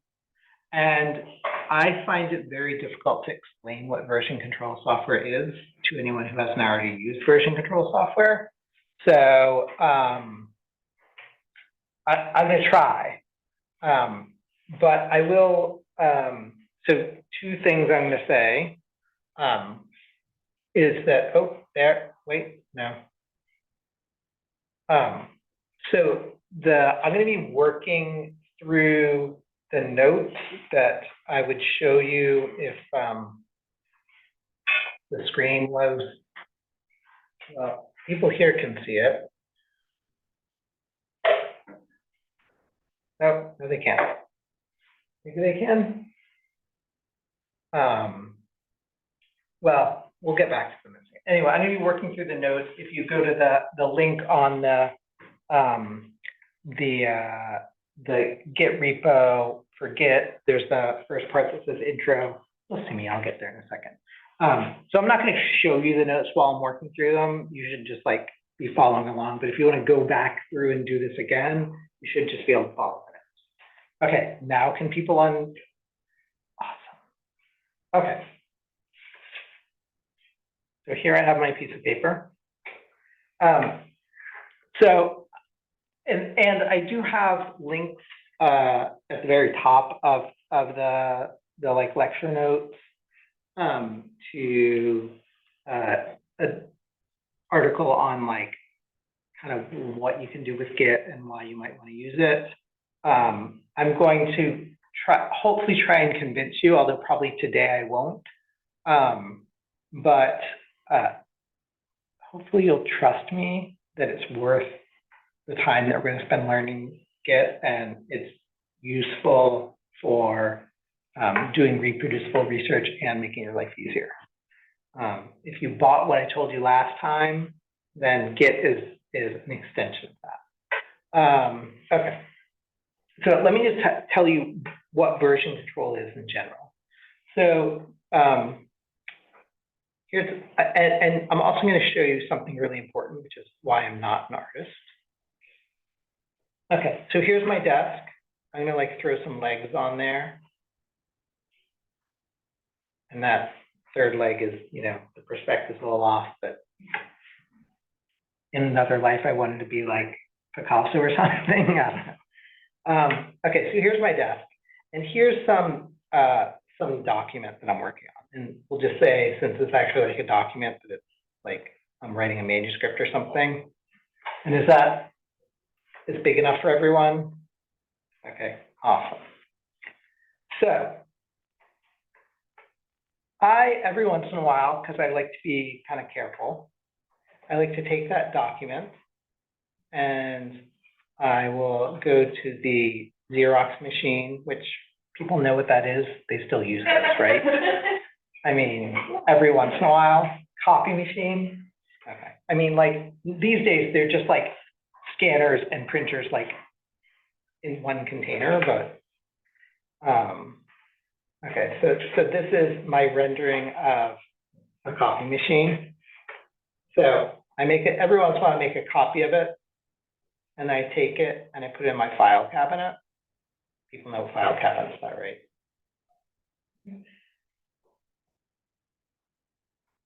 I'm assuming that's a yes. I didn't really hear people say no. Okay. So every once in a while I put it in my file cabinet. And so, so one reason why I do that is because like sometimes I'll be working on the document and I'll like maybe add something new. I'm just gonna explore all the different pens here. I gotta say they're mostly pencils, so it's boring. I think that's a different color, but you can't tell. So I just added something new and I was like, you know what, that's stupid. So I can take that version that I'm working on that's on my desk and I can just throw in the trash can. That's a trash can. You can tell because it looks just like the copy machine, but the top is open. And then I can go back to my file cabinet and take the like last version before I made that change. And I can take it out and I can just start working on it on my desk again. Makes sense to everyone. I mean, this is a little bit contrived, but like hopefully gets the point across. Questions about that? Okay, so my like work organizational system is like even like slightly more sophisticated in that I also have this awesome device where I can like take my file cabinet and clone it. And then I ship that cloned file cabinet off to this special warehouse where there are a bunch of clones of my file cabinet.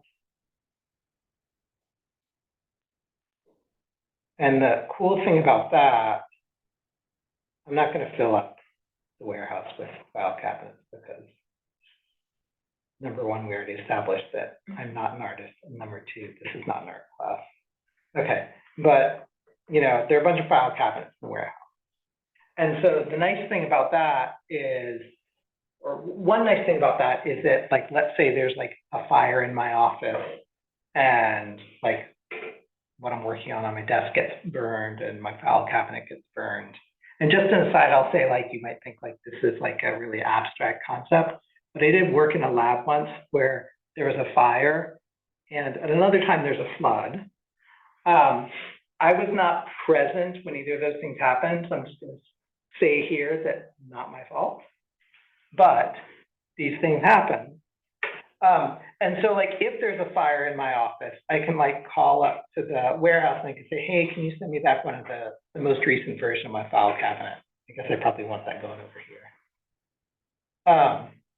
So now I have like a replacement file cabinet. And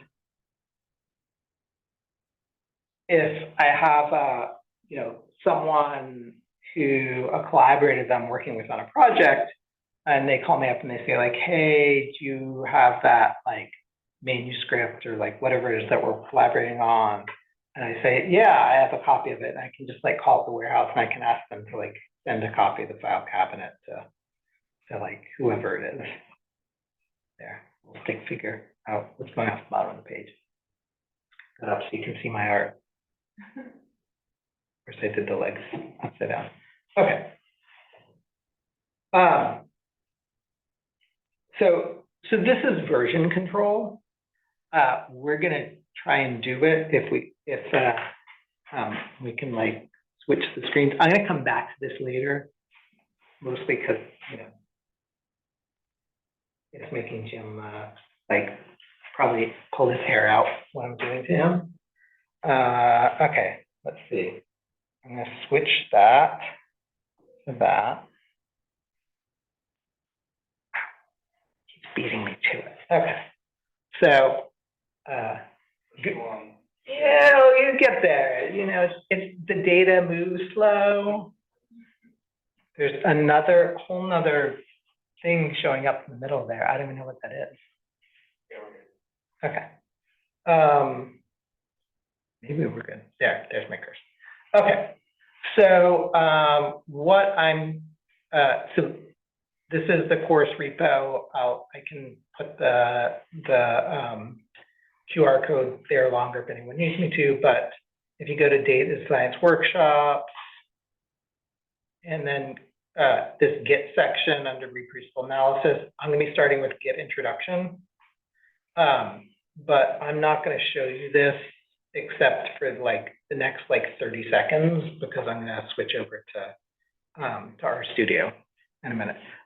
So that was what I showed you with my beautiful art was version control in general. We're going to be using a specific version control system called Git.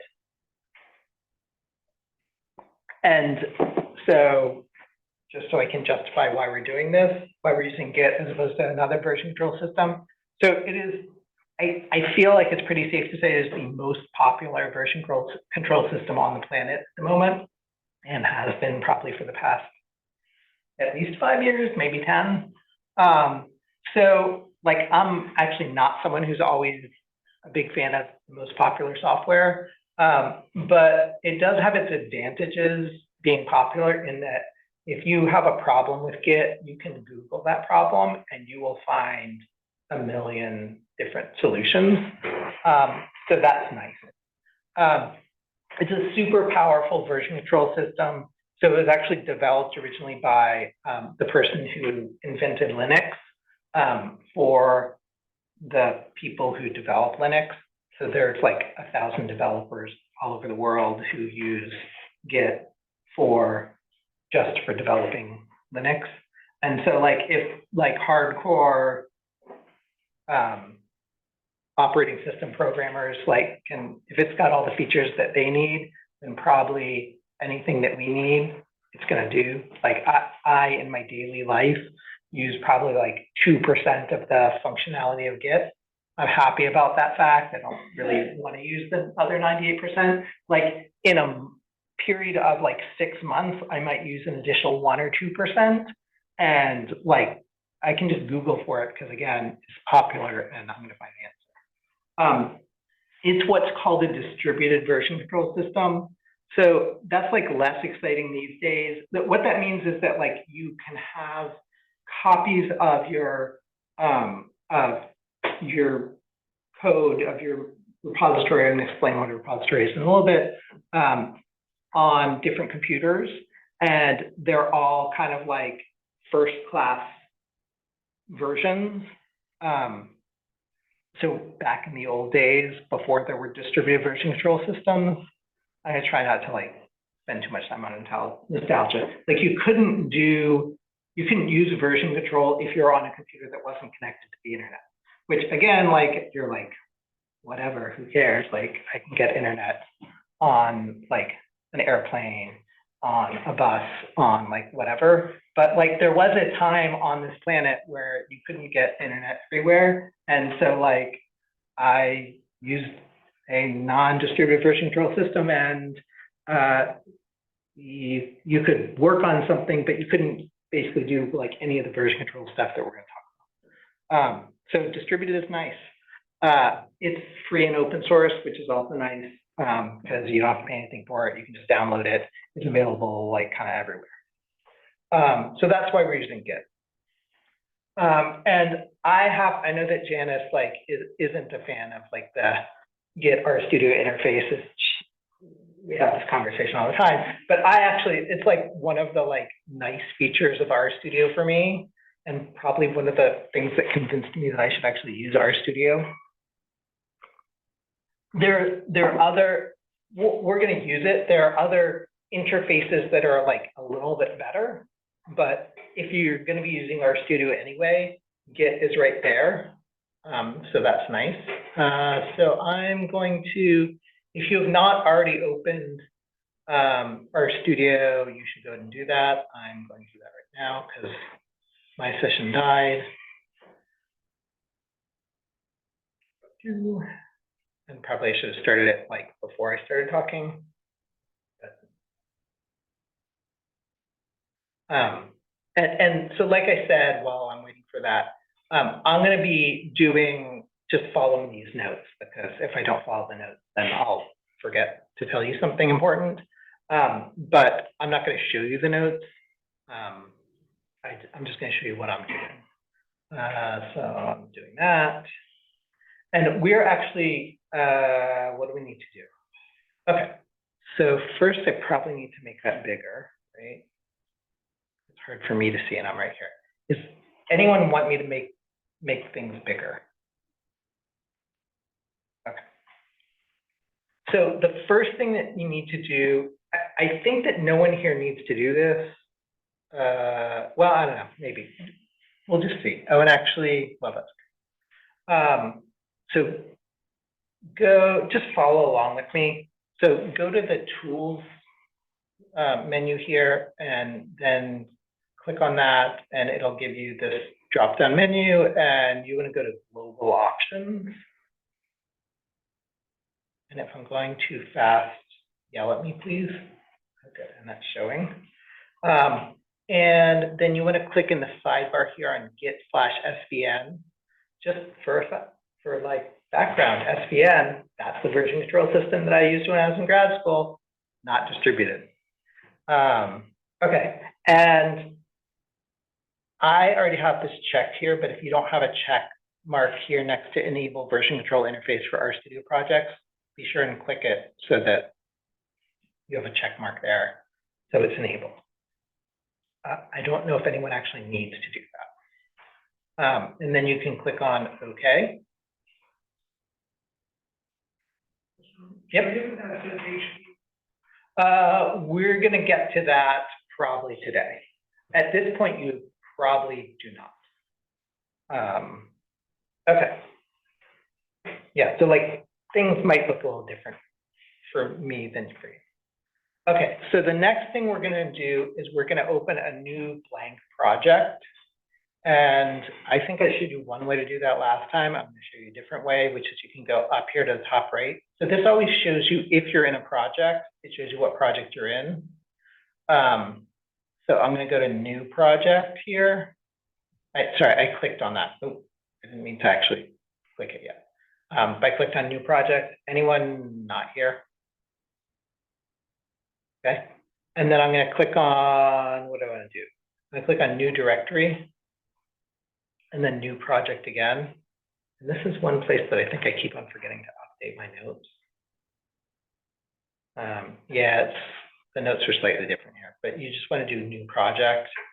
And then for directory name, I'm going to call it planets, and you'll see why in a little bit. And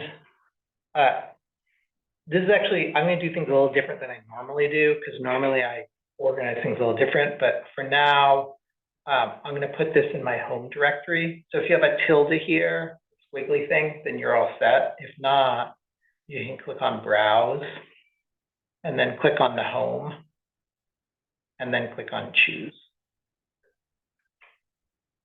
And then you want to absolutely positively be sure to click on create a Git repository there.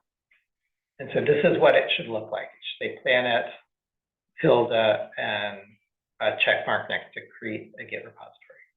Anyone not there yet? Okay. And then you click create repository, or create, what did I click on? Create project. Okay, so now we're in like a nice clean new project. You can see that there are actually already a few files. So one nice thing about projects in RStudio is that it sort of sets it as your kind of default directory in the file browser here as the top level of the project. So you can see we're in home planets, and it's put a couple of files in here that we're going to worry about in a minute, but not quite yet. And what I want you to see is that Git tab that you had when you were in the like workshop repository, we have it again here. So if you're not in a project, I think there might be some way to convince RStudio to give you the Git tab if you're not in a project, but I never bothered to figure out because I always like to be in projects. Because it has these other nice features like setting like your kind of home base here. Okay, so what I want to do now is I want to switch over to that Git pane. And what you'll see is that there are two, it's showing us two files, and that's actually the two files that are right here. And you'll see that there are these yellowish orange boxes next to it with question marks. And that is Git's way of telling you that, so Git kind of like takes responsibility for the files that are in a project directory. I'm going to use project and Git repo a little bit interchangeably today. They're actually, project is a RStudio concept, Git repo is a Git concept, but when you're working on a RStudio project and you've set it so that it has a Git repo, they're sort of become one. Git here, it's showing you the file names, and these orange, yellow question marks here are saying, is Git saying, okay, I see you've got some files here. You haven't told me anything about those files. And so right now they're not my problem. I'm not dealing with them. I'm just letting you know that I see them and they're your problem until you tell me that I need to deal with them. And so we're gonna want Git to deal with them. And so the way we tell Git, okay, these are your problem now, is we click on the checkbox here under where it says staged. And what you'll see is when I click that, it goes from the orange, yellow question marks to having a green A there. The A is short for added. What we just did is what's called staging, which is why the check mark, we click the check mark underneath the checkbox underneath the staged column. And so the process of making Git responsible for a file it's a kind of a two-step process. And you'll actually, when we make changes and tell Git that we wanted to take care of the changes, it's also a two-step process. So again, this first step is called staging, but to really like make Git finally, and that's sort of saying to Git, okay, like you are going to be responsible for these files soon, and get ready for it. So the next part of that process is called committing. And so to commit, you can click on this, this button here that says commit, and that will pop up now a commit dialog box. And so one sort of, some people think of it as a feature, some people think of it as a annoying bug, but one feature of Git is that whenever you commit files to Git, to a Git repo, you have to put in a commit message. And the reason for that is, I think it's going to become a little bit more obvious as we go along, but the reason is that you, the goal of the commit message is for you to write kind of what changes you made. And so you can kind of think of a commit message, if you've ever taken a programming course and learn how to program and learn how to comment your code correctly, one thing that you'll be told, if you haven't taken it, I'm telling you right now, the comments should explain what the code does. It shouldn't like repeat what the code does. So if you have your code that says X equals Y plus 3, your comment, a terrible comment is add 3 to Y, right? If I know how to read the code, I can look at that and I know that I'm adding 3 to Y and I'm assigning to X. What the comment should do is explain why you're adding 3 to Y, what that means, what X means. And so a commit message is sort of the same thing. The commit message shouldn't say like, what am I doing? What are these files that I'm committing? Soon we're going to be changing files. And the commit message shouldn't be like, how did I, like what specific changes did I make? But like sort of big picture. And the reason is that we can look at, you're going to see, we can look at commit messages later on, and it's sort of a way to remind ourselves, or maybe like if we're collaborating with someone else, like sort of the big picture, what happens in that commit. So after saying all that, I'm going to use kind of like a stupid commit message, but which is first commit. But so the thing is that I haven't mentioned yet is that, so these files are generated by RStudio when you make a new project. And like, you know, I mean, we could say something else like, you know, committing RStudio configuration files or something like that. But, you know, it's like there are these new files and I'm okay with that. Okay, and so you type that. We have added our file. And now I'm going to click commit. And so in general, Git's actually pretty helpful at giving you like, especially if there's a problem, giving you error messages and telling you like what you should do next. The one time that doesn't happen is like when you do a commit, it's got this sort of gobbledygook stuff that doesn't necessarily make sense unless you know what you're looking at. If it doesn't say like error or warning or anything like that, when you do a commit, you're good. So I'm going to close that. And actually, did anyone have a problem with that? Okay, I think they've actually changed. So it used to be that people have a problem here, but I think they've actually changed the configuration, or maybe actually it's Git that got changed. Okay. So, and no one on Zoom had a problem with that, right? I assume that people on Zoom will yell at me if they have a problem, hopefully. Okay, cool. Exactly, no one's yelling as a yes. Okay, so I'm going to skip this. Yep, okay. So now we're going to actually do stuff. And I want to, before we do stuff, I want to say, I want to acknowledge and disclaim.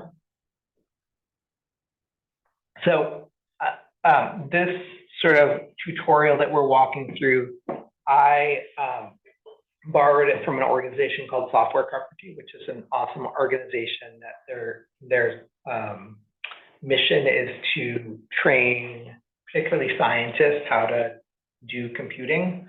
And as part of that, they train people how to use Git. And so I took their lesson on Git and I modified it for RStudio, for the RStudio interface instead of the command line interface, which is what they use in the lesson. So I take responsibility for making it RStudio friendly. What I don't take responsibility for is the like really corny puns and jokes that are in this lesson. Not my fault. I'm just too lazy to change them. And if I change them, then it probably come up with something stupider. So, you know, it's, I haven't bothered trying to come up with other jokes, but the jokes really, I've got my own bad jokes, but these aren't my fault. Say that again? Software Carpentry. Actually, you can, it's the short way is if you just like Google for SWC, then you'll probably get it. They do work. It's been a while since I've seen a software. We did a software carpentry workshop a while ago here, and other people have done them. But yeah, they have all their material is publicly available. They have videos and stuff. But like the real like great way to do software carpentry is like to actually organize a workshop, and it's usually like a 2-day workshop where you cover like Git and usually either R or Python. I actually don't know. It used to be that usually we covered like a little bit of database stuff. I don't know what the standard workshop is these days. Okay, so let's get started. So first we're going to make a new file. And I should actually I guess I'll give a little bit of background. So the like sort of story of the sort of jokes in here is that different like sort of traditional like movie monsters are trying to figure out where in the solar system they should put their base. And so that's what this project is. So that's why the repository, what we called it, planets, and you'll see like the jokes are just gonna start rolling. Okay, so we want to open a new text file. So we're gonna do go to the file menu here and do new file, and you want to go all the way down here to text file, and then click on that. And let me know if you need me to do that again. Okay, and so now you should have in the like editor pane in the top left, it should say Untitled 1 and should have like a nice clean slate. So I'm gonna just start typing some notes, cold and dry, but everything is my favorite color. And I recommend it, you know, it's up to you whether you just want to like follow along or you want to actually do what I do. I would kind of lean towards doing what I do because I think that like kind of working through working through it helps some. Okay, so type that, and I'm going to hit enter so there's a new line. It's always nice to file into new line, and then we want to save this. So I'm going to go to File, Save, and we are going to call this mars.txt, and then click on Save. And actually, well, it's a little hard to see, I should have pointed out before. So RStudio, if you've never noticed before, if you've edited a file, but you haven't actually saved it, the file name here will be in red and there will be a little asterisk there.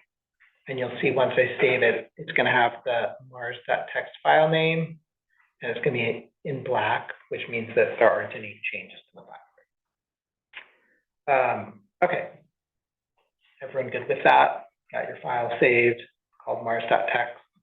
So what happened, you might notice, is that our Git pane after we did that commit before was nice and clean. And now we have Mars.txt, and it's got those orange boxes. Anyone remember what the orange boxes mean? Yep, Git's saying like, I'm not dealing with this yet. So we want to make this file be Git's problem. And so this is the like sort of iterative process of like, we've made a change to the file. Admittedly, it's like a small change, but that's actually a good way to work with version control. So we made a small change to the file, or I mean, there's a new file and, you know, we put in one sentence. And so now we want to like commit that change to Git so that it'll track it for us. And so we're going to do what we did before. We're going to click on the staged checkbox. And so now it's got a check and the status has changed to the green A. And now we're going to click on the commit button and open up our dialog box. And we need a commit message.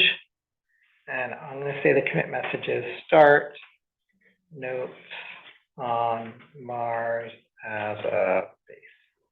And you'll notice that my commit message is, you know, it's almost as long as the change that I made. That's fine. Like I said, the commit message should describe the change you made. And it shouldn't like repeat, you know, it should explain, it shouldn't like rehash what you did. The other thing I'm going to point out, which is going to not so helpful right now, but down here, you might have seen this before, it shows you the change that was made so that new stuff is in green. This file didn't exist before, so there's no old stuff, but it'll show us the old stuff in red.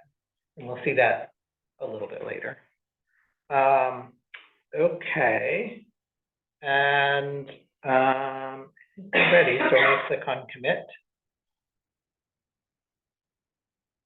And not getting any error messages, so we're happy about that. And I'll show you just one other thing, which is this dialog box. It's this commit dialog, but it also has our history. And so you can click on here and switch over to the history version, and you can see it shows us, ultimately it's going to show us every commit, and it'll show us the commit message. And so this is one thing to, so it's showing us some other stuff here, but you can see here it's first commit. The recommendation for commit messages is that the first line of the commit message be relatively short. Usually it's recommended about 50 characters, because you can see the commit message here, and also you can usually, it's sort of like standard in things to interact with Git, is that it'll show you the commit message if you try to look at the history of commits. And so you want it to be short so that you can see it here. Now you can have like multiple lines of commit message and you can have more detail, but you want at least the first line to be kind of like a really short summary. And it also shows you like who made the commit. It actually shows you the email address, when it was made. And actually each of these commits, if you remember last time we talked about the like fingerprints for provenance, those MD5 sums. So this is actually a different type of fingerprint. It's the same idea, but like just a different algorithm. So every commit actually gets a fingerprint. And all that's happening under the hood when you do a commit. And you can actually see all the changes that were made in the commit. Right? So this is another reason why you don't need to like say, like describe in exhaustive detail what the changes were, because you can actually, any decent software, Git software, will actually show you the changes. So you can see that this was added. Here we can go back here, and now it's not working because I said it. But I think it's probably because it was the first commit that it's not showing it. But in general, it'll show you the changes that were made. Okay, questions? Right, okay. Okay, so I'm going to close the window. So now we have this mars.txt file. We're going to keep on working on it. So we're going to add a new line. The 2 moons made be a problem for, oops, for Wolf man. Oops. Yeah. Okay, and again, you can see that we've edited this file, so it's showing the title of the file name in red, and it's got the red asterisk, got the asterisk there. So, and the other thing I want to point out is the file is changed. So Git doesn't pay attention until you actually save changes to the file. So nothing's showing up yet in the Git page. Okay. Once we save it, and I'll show you a different way to save it. You can click on, that's a floppy disk. For those of you who don't know, I'm not going to explain what a floppy disk is, but this is another way that you can save changes in RStudio. So if you click on that, now it's black instead of red. And now we got Mars.txt showing up here, but it's different because it's got a blue M. The M is for modified. So this is different because Git already knows that it's responsible for keeping an eye on this file. So the M is just showing like, you've made changes that that I'm not responsible for yet, but otherwise I'm responsible for that file.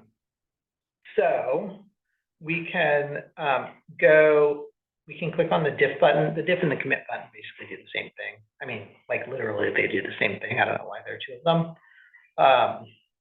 But it takes us back to this dialog. And so we can see here are changes. Here's I told you that it shows you like red for the old version. So there's not really an old version here. We didn't change something that was existing. We just add a line. And so it's showing us the context of the line before it. It will show us, well, right now it's saying that it'll show us up to 5 lines, or show us 5 lines of context. We only have 1 line. But like, if we had like a file with 100 lines, it would show us 5 lines before and 5 lines after the changes. Okay.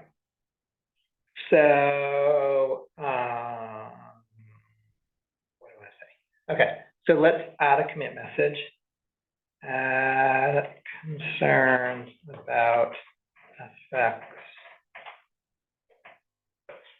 of Mars's moves on Wolfman. Okay, and then we can click on commit, and we get an error message. Why did I get an error message? Say that again? Exactly, it wasn't staged. So I mentioned before that like the Git commit messages are actually pretty helpful, and I have a bad habit of not paying careful attention to them. And then I'll like see the commit message and I'll be like, oh, why am I getting that commit message? I'll Google it. I'll spend like 10 minutes researching it and I'll find the answer. And I'll come back, I'll see like, the error message actually told me what I just found out after 10 minutes of Googling, so I should have read it more carefully. So it says, change is not staged for commit. You can't commit something if you haven't staged any changes. Now you can stage some changes and not all your changes and commit that, but you can't do what you call an empty commit. So it's saying like what you can do. So these are both things that you could do if you're using the command line interface to Git. We're not, but you can kind of figure out like you need to either stage, add those changes, or stop trying to commit, do an empty commit. So I'm going to close this. And of course, you can see here that's not staged. So one thing I want you to pay attention when I click on this, there's actually like, remember there were 2 orange boxes and there's only 1 blue box. So this is the M is gonna move over when I click on it. So that means the M here means that there's unstaged modifications. The M here means that there are staged modifications. So you can have both. Right now we only have, by clicking here, we staged out all the changes. Okay, so we can check my notes, be sure there wasn't anything else I want to say to you. Yep. Okay. So, we can go ahead and do commit. Maybe there. And we get like kind of the standard, not super informative commit message. Can close that. We can go back to the history and look, and now we can see that we have 3 commit messages, or we have 3 commits. We have the 3 commit messages here. We can see the changes that were made this time. Here we can see the changes that were made before, and probably this one is still going to be weird, and the first commit's not going to be very happy, but that's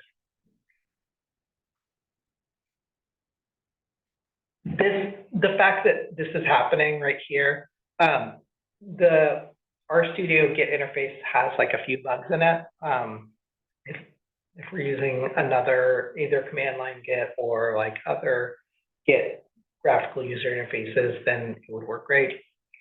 But the RStudio Git interface isn't perfect, but it's pretty good. Okay.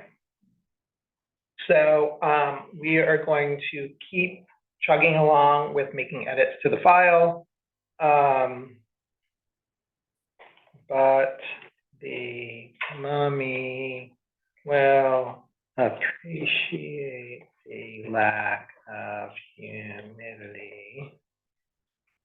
And we will, oh yeah, we're not gonna, so we're gonna save that. And click on the floppy disk there. And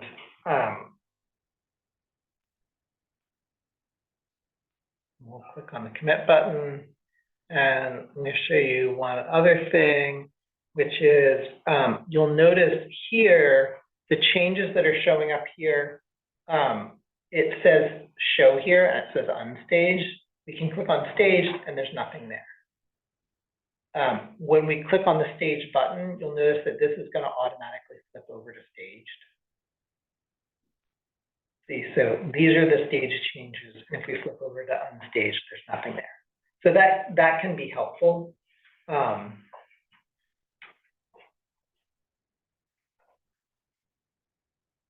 I'm going to add a commit message to discuss concerns about Mars. Spell it right. Mars's climate for mommy. And now I'm going to commit that. And close the dialog box again. Okay. So this is getting kind of boring. So let's make things a little bit more exciting. We are going to add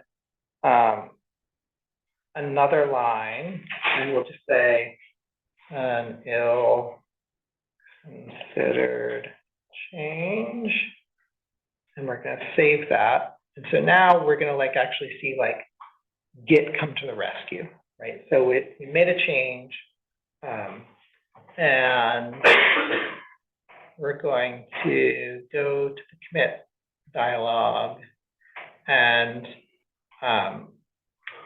we're getting ready to commit this, and we look at it and we say like, oh, why did I didn't want to make that change. That's stupid. So there are a couple different ways we can handle that. We can click the revert button here. We can do this. Let's just start with the revert button. So we can click the revert button, and so this is like kind of an undo. This is one way to do, a simple way to do an undo. So if I click on revert, it's going to say changes to the selected file will be lost, including stage changes. Are you sure you want to continue? I'm going to say yes, because I decided I don't want to keep that change. And now nothing's changed. And one of the nice things about RStudio is that now it's even updated, right? We had the change here, we saved it, but we reverted it with Git, and that change is reflected in the editor. Okay, so let's do things a little bit more sophisticated. with reverting thing. Type no wind and a little bit dusty, and hopefully our studio is going to cooperate with us. So I'm going to save that. And we're going to go to the commit pane. And we're getting ready to commit it. And I'm looking at it, I'm thinking, oh, wait, I saw that movie, The Martian. Anyone see the movie, The Martian? Some of you? Yeah. And like movies are always like 100% real. And like the key plot point at the beginning of the movie was like there was this huge windstorm on Mars. And like that's how the movie starts, right? So this must be wrong. So I got to get rid of that. I wrote that in the file and I don't want to stage that change. So RStudio has this nice feature. I'm hoping it works because this is one place where it's particularly buggy. So we can click here. So last time we reverted like all the changes, but here it is it's a little bit dusty on Mars. So I want to keep that. I just want to get rid of the no wind.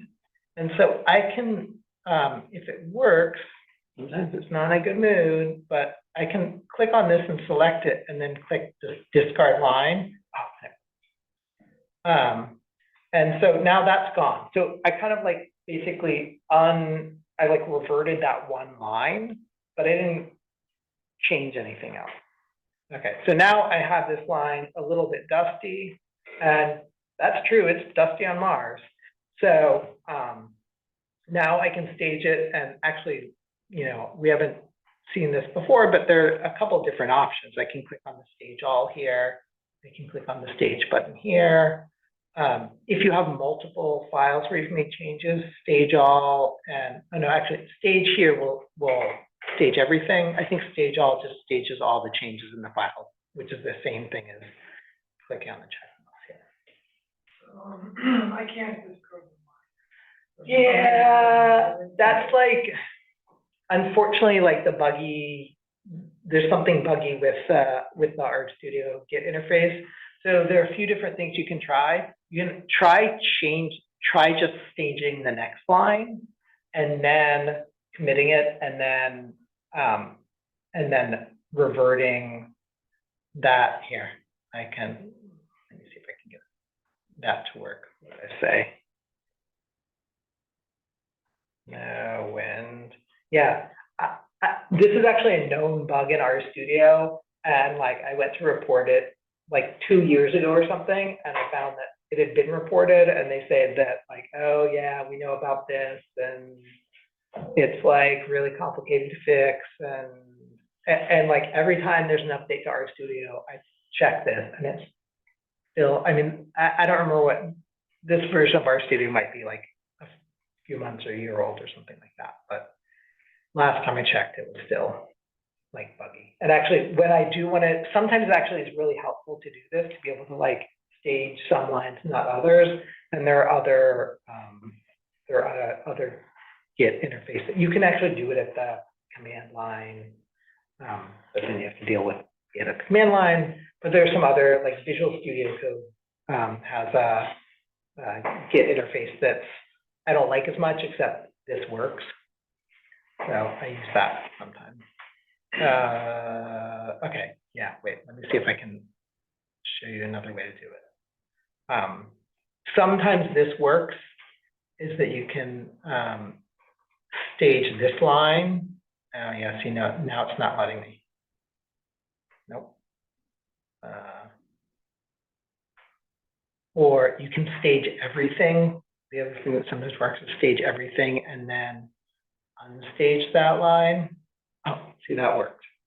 And now actually, now that I showed you, that'll take advantage. So now you can see that we've got the two M's. This one is the one that they're staged commits, and this is the one that they're unstaged commits. And you can see that here, a little bit dusty is staged, and no wind is not staged. Okay, so I can flip between them. And so then if you do that, then you can say, We can stage this, we can, thinking about issues of cleanliness. And I can commit that. And now, so I just committed the like a little bit dusty. Now you can see a little bit more of the context going on. And now I can do something like do revert here and get rid of the no wind.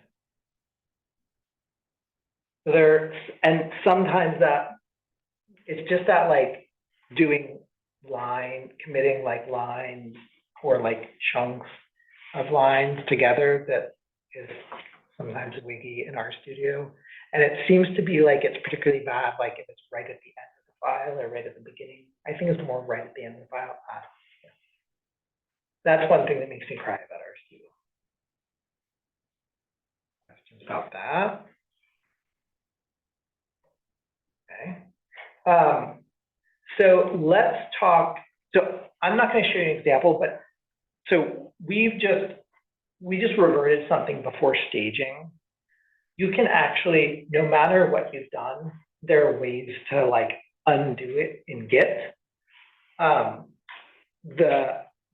The further along you've gotten in the process with Git, the more the sort of like more dangerous it is to undo things, and the harder Git makes it. You can undo like almost anything within Git. It'll let you do all sorts of stuff, but it does make things really hard. And so one of the reasons is that the idea of the Git repo is that it actually tracks history of like the project, and going back and like changing the history, it's like, you know, in time travel movies, like that's dangerous. And so it is kind of dangerous within a Git repo, but you can do it. And there are cases where you want to like, you have committed changes. You're going to see, I don't know if we'll get to it today, but like we can actually like share across repos. You know, I told you that it's distributed, so you can have repos on multiple computers. So like changing something that hasn't been staged yet, that's like pretty straightforward. Changing something that's been committed, that's a little bit more complicated, and Git makes it harder. Like, and sorry, when I say changing, I mean like actually undoing. Changing something that's been committed and then shared to another copy of the repo somewhere else is even more dangerous, and again, doable, but harder. And there are good reasons to do that sort of thing, but you have to be careful. And again, you can Google for it and you'll find answers, and like you'll find people saying like, be careful when you do this because you can make things a mess. So I'm not going to go into like that. That's the sort of thing that every once in a while, like maybe every couple of years, I might need to like change something that was committed and shared to another copy of the repo.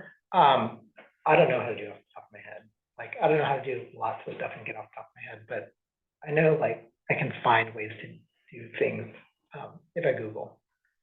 So I'm not going to go into how to do it today because I think it's useful to know that you can, but you don't really need to know right now how to do it. Okay, so let's talk about ignoring things. And this, we kind of saw it, and Janice mentioned it. Oh, I erased it. What I put on the board. Let's actually talk about that. So we're going to make a few files here. I'll show you another way to make a file. So you can click on this, the little plus with the white square. And again, we want to do a text file. And it doesn't matter what you put in the file. So I'm just going to put stuff in this one, and I'm going to save it as a.dat. And this is what we're kind of simulating here, is like having some data files and some results files in our directory. I told you last time that I consider that to be a no-no, and I still consider it to be a no-no, but we're going to have an example of it here just to like show you how you can manage that without actually making it part of the repository. So I'm going to save that. I'm going to make another file. So .dat is like supposed to be data.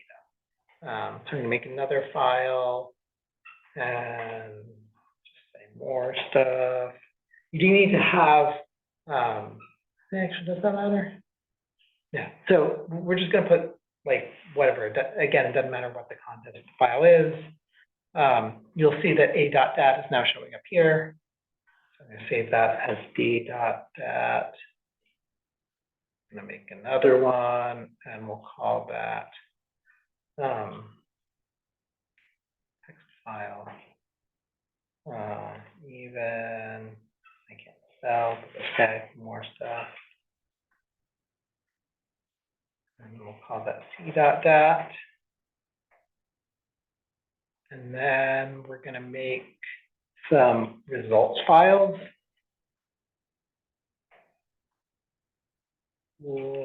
Results. And here, we're going to actually make a new directory here.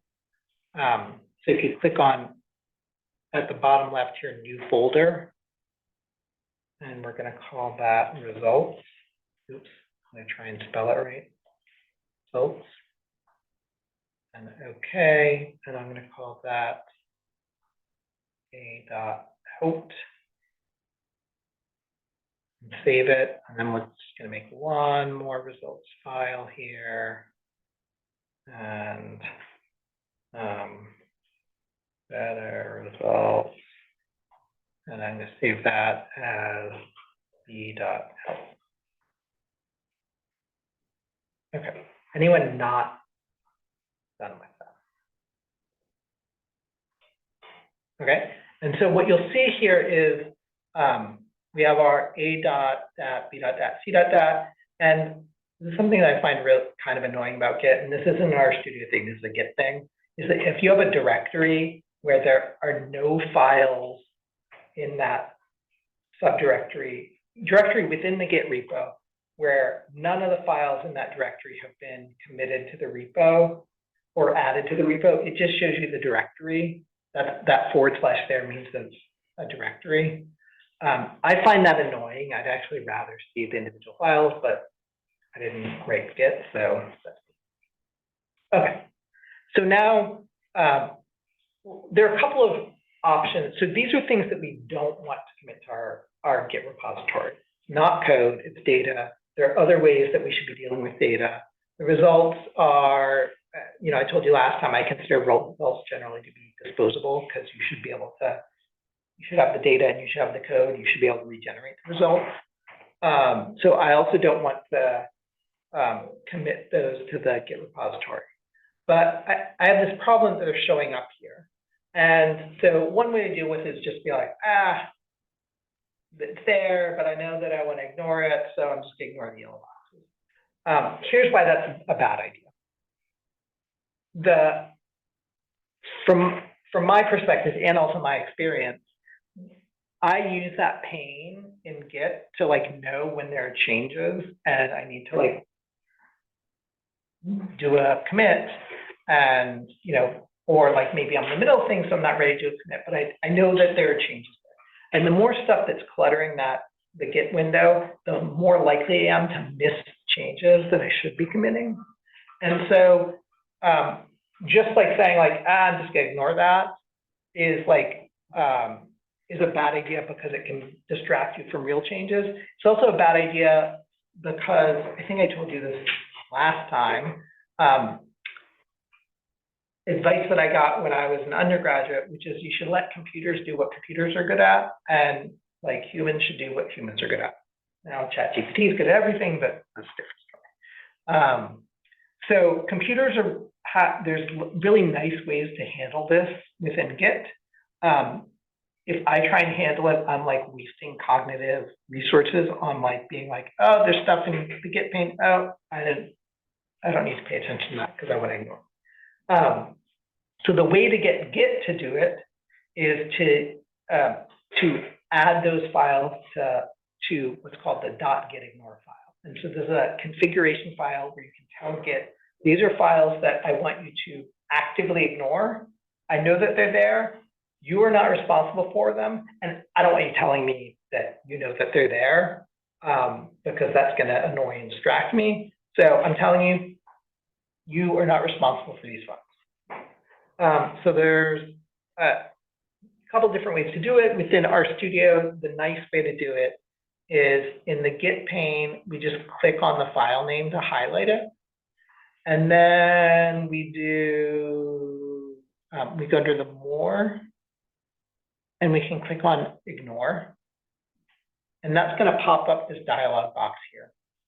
And you will remember that at the beginning, there was a .gitignore file that we added to our Git repo. And so this is actually the contents of that file. I will say as an aside, at the beginning, we committed the .gitignore and the which one was it? I can't remember. Like subplanets.r project. Actually, normally don't commit those to the Git repo. That was kind of for demonstration purposes. It's not a big deal one way or the other, but I usually don't commit those to the Git repo. So I actually will usually ignore those files. And you can actually ignore a .gitignore file. It's a little meta, but it works. So what happened when I highlighted that and clicked on ignore is that I'm seeing the file here, and now RStudio has added a.dat to the .gitignore file. And so if I click on save, what's going to happen is that two things are going to happen. Now the a.dat is not showing up here because Git knows it should ignore it. And also, I changed the .gitignore file, which we committed at the very beginning. So now we see it's modified. We're not going to do anything with that for the moment because we have all these other files to deal with. So there are a couple of ways that we could do this. We could do what we just did again. We can highlight the b.dat and we can click on ignore. And we can individually add all those files, right? So we already had a.dat there, now it's added b.dat. There's a slightly cleaner way to do this, but you do have to be careful with it. The cleaner way to do this is we can delete that b.dat and change that a.dat to asterisk.dat. And what the asterisk.dat says is any files, the asterisk means any, so any files that end in .dat, I would ignore. Now, like I said, you have to be careful with this because it will ignore any file that ends in .dat. And if there's a possibility that you might have a file that ends in .dat that you don't want to ignore, you shouldn't do that. I know that in this case, like, I'm good. I never want in this Git repository, and this only applies to this Git repository. So in this Git repository, I'm never going to want Git to pay attention to the .dat files. So I feel safe in doing that. So now when I save it, you're going to see that all the .dat files are going to disappear.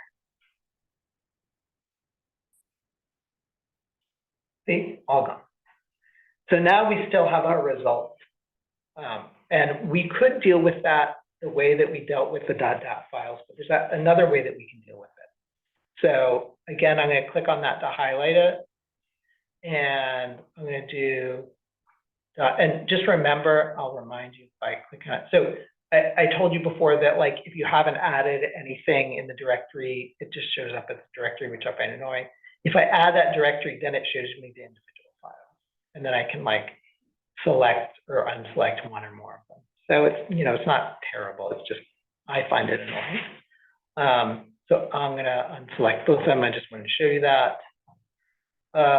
Okay, so I'm going to highlight results and do ignore. And so now it's showing results here. And so we could ignore whole directories. Just to make that a little bit more effective, I'm going to put, or a little bit more specific, I should say, I'm going to put a / at the end. That tells Git, ignore any directories called results and the contents of those directories. But if there's a file anywhere called results, it won't ignore right? So here we're saying ignore any files that end in .dat in their name. And here we're saying ignore any directories that are called results and the contents of those directories. So now when I do save, now everything's gone from here except the dot get ignore.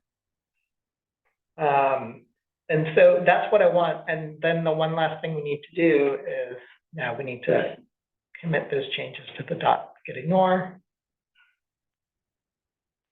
And I'm going to say ignore data and results files. And then I'll commit that. And now close it. And we can just look at our history again. I mean, this is not surprising at this point, but now we can see like all our changes, and we can even see like, look at the additions right here. We haven't deleted anything yet, so you can see that, but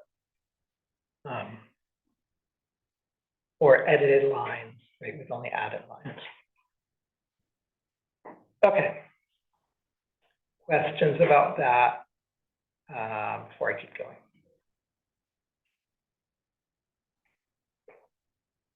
Totally crystal clear.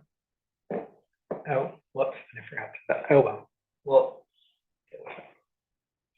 Okay, so the next thing I want to show you is how, now we've done like a bunch of stuff locally. I want to show you how to deal with a second copy of the repository, what's called a remote repository.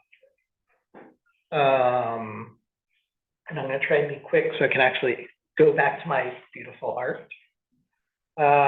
So for this, we're going to go here. I'm going to go back to, I want to go back up to the main repository, data science workshops, Git remotes. Okay. So now we need to go, so this is what I'm going to be following, but I'm going to follow it.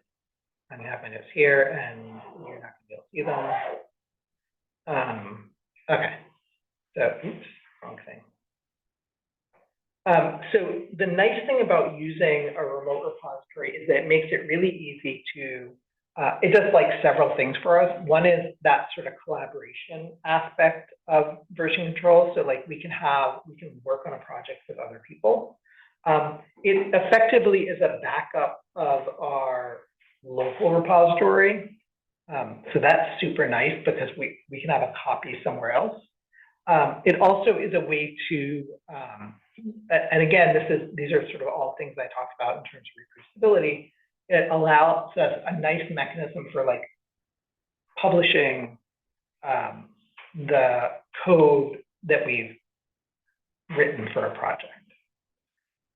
Okay, so before we can actually do this, we need to, or kind of like connect this to a remote repository. We need to do some things. Actually, that question that was asked about SSH keys, now we're going to make an SSH key. So you need to go to tools again. And I think we want to, yeah, we're going to do global options again. We're going to go back to the git/svn. And am I gonna, yeah, okay. So all of you should probably have for SSH key, there shouldn't be anything there. I do have something there. I'm going to click on create, or everyone should click on create SSH key. No, my notes are a little bit off. Oh, well, that's okay. So I would recommend it's defaulting to this ED25519. You should do that. I'm not going to do that. I'm going to do RSA just so I don't, because if I do, it will create a little bit of a hassle for me. people want me to explain later, I can, but I'm gonna do RSA. I would recommend that you do ED 25519. It doesn't matter too much, but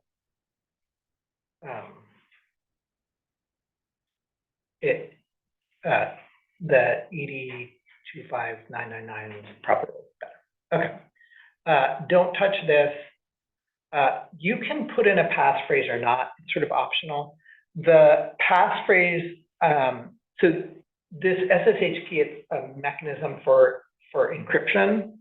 The passphrase makes it a little bit more secure in that if you don't use a passphrase, the encryption key is going to be stored on, in this case, it's going to be stored in your account on Duke Compute Cluster.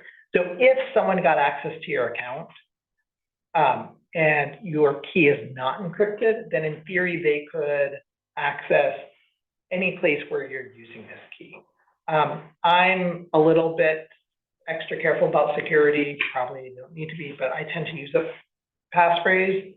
If you don't, it's like pretty, the difference between I think a good analogy is not using a passphrase here is kind of like hiding the key to your house, like somewhere under like your doormat or your flower pot or something. Not saying the key to my house is hidden there, just saying some people do that. A passphrase is like taking the key to your house and putting it in like one of those lock boxes. So like, you know, if the key's under the doormat, if someone finds the key, you know, they're probably not going to find the key. If they find the key, they can open the door to your house. If they find the lockbox, they got to open the lockbox, which is hard. I'm going to put in a passphrase just because I like to do that, and then I'll do it here too. And you just want to click on create.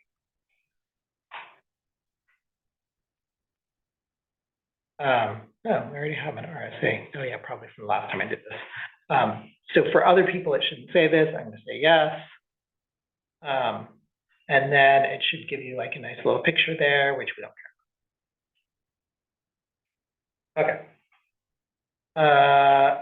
The next thing that you want to do is you want to click on view. Actually, let's hold on a second. The next thing you want to do is if you don't have a GitHub account, set one up really quick, which I should have told you to do during the break, and I'm sorry about that. So go to github.com.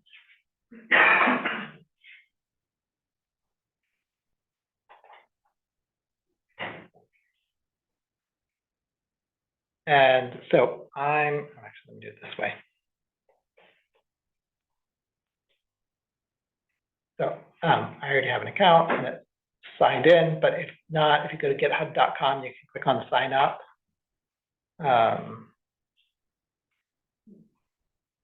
And blah, blah, blah. I guess you have to put in your email address. Here. Let's see what it does. Do this. Nah, I don't want to do it. It's going to be annoying. I already have too many GitHub accounts. I will say that if you use the Duke GitLab, then you can do something similar in the Duke GitLab. Just for simplicity, I'm gonna, because I have this all set up for GitHub, we're going to use GitHub. Are people still setting up GitHub accounts, or are you ready to keep going? Yell if you're still working on it. Still working. Okay.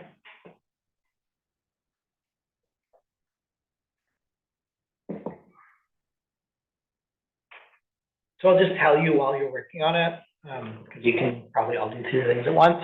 What we're doing is we're basically gonna, our goal is to copy this planets repository to GitHub, and now we'll have a remote repository on GitHub. So if you've heard of GitHub or GitLab, they are both what are called remote repository hosts. And you can have, both of them have like sort of free accounts. You can pay, of course, and give them money, but for what we're doing here, we can just use the free account. So is anyone still working on setting up a GitHub account? Cool. Okay. So what we need to do is, I'm going to go to GitHub and hopefully, there's my cursor. Okay. So here's my GitHub. I, have a bunch of stuff in my GitHub account, so it's going to look a little different than yours. You want to go in the top right here. Sorry, you should. Is anyone not signed into their GitHub? Okay. So in the top right here, there's a plus, and you want to click on that and select new repository. Oh no, you don't want to do that yet. Well, no, that's okay. We can do it this way. No, let's do it the other way. So in the top right, you should have something that's like your little icon thing. Yours is going to look a little different than mine. Or totally different than mine. It just has like a random shape. You can put your picture there if you want. I'm not going to do that. So if you click on that, it's going to give you like configuration for your account. You want to go down here to settings. And now it should look something like this. The picture will be different. And then on the left side, you want to click on SSH and GPT keys. I already have some keys. We're going to now add the key, the SSH key that we generated. So you want to click on new SSH key here. I'll try that again. There. And now it's going to say add new SSH key. So now, hopefully, I probably should have told you this if I didn't already. You should have opened GitHub in a new tab or a new window. So I'm going to go back here. I think I already actually told you this, to do the click on the view public key. And you want to copy that. So on a Mac, you can do Command C. On a Windows computer, you should be able to do Control C. And then you want to close that. So your key should look different than mine. So now we're going to go back here. And where it says key, we're going to paste that. So on a Mac, you should be able to do Command V. On a PC, it should be Control V. I'm purposely not telling you what to do if you're on a Linux computer because you should know, right? I shouldn't have to tell you. Okay. So then for title, I usually do something like Josh at DCC. This is totally for me to remember. It doesn't care. You'll see in a second. It's going to show us the keys. So you can call it whatever you want. And then we're going to do add SSH key. I've got 3 minutes left. Oh, what's my password? Okay. And so what you can see now is that I already had a SSH key here, but I made a new one. I just made a new one and see it says Josh at DCC RSA. So what that does is it's like the key to your house, right? It lets on DCC we generated a key, and now because that key is connected to our GitHub account, we can communicate between DCC and our GitHub account without like having to put in a password and username, all of that. Okay, so now you want to go up here to this plus sign and click on it and select new repository. And we're going to be connecting our repository that we made in our studio to GitHub. The easier way, actually, we did it kind of the way that's a little bit harder. The easiest way is actually make the repository on GitHub and then connect them, which is kind of basically what we did last week when we cloned the repository. just for like sort of demonstration purposes, I didn't want to do this part first. So now we made a repository on DCC. We're going to make a repository on GitHub, and we're going to connect them. So I would recommend calling it planets. Oh, it already exists because I've done this before and I forgot to delete it. So I'm going to call it planets 2. I'm going to skip the description for now. You can make it public or private. So if it's public, it's literally public. Anyone on the internet can see it. If it's private, only you and other people that you specifically share it with can see it. I'm just gonna make it public for now because I don't really care. You want to be sure that add a README file is not checked. And we're not going to worry about the git ignore. Oh, actually git ignore should be none. License doesn't matter for now. And then you want to click on create repository. Okay. So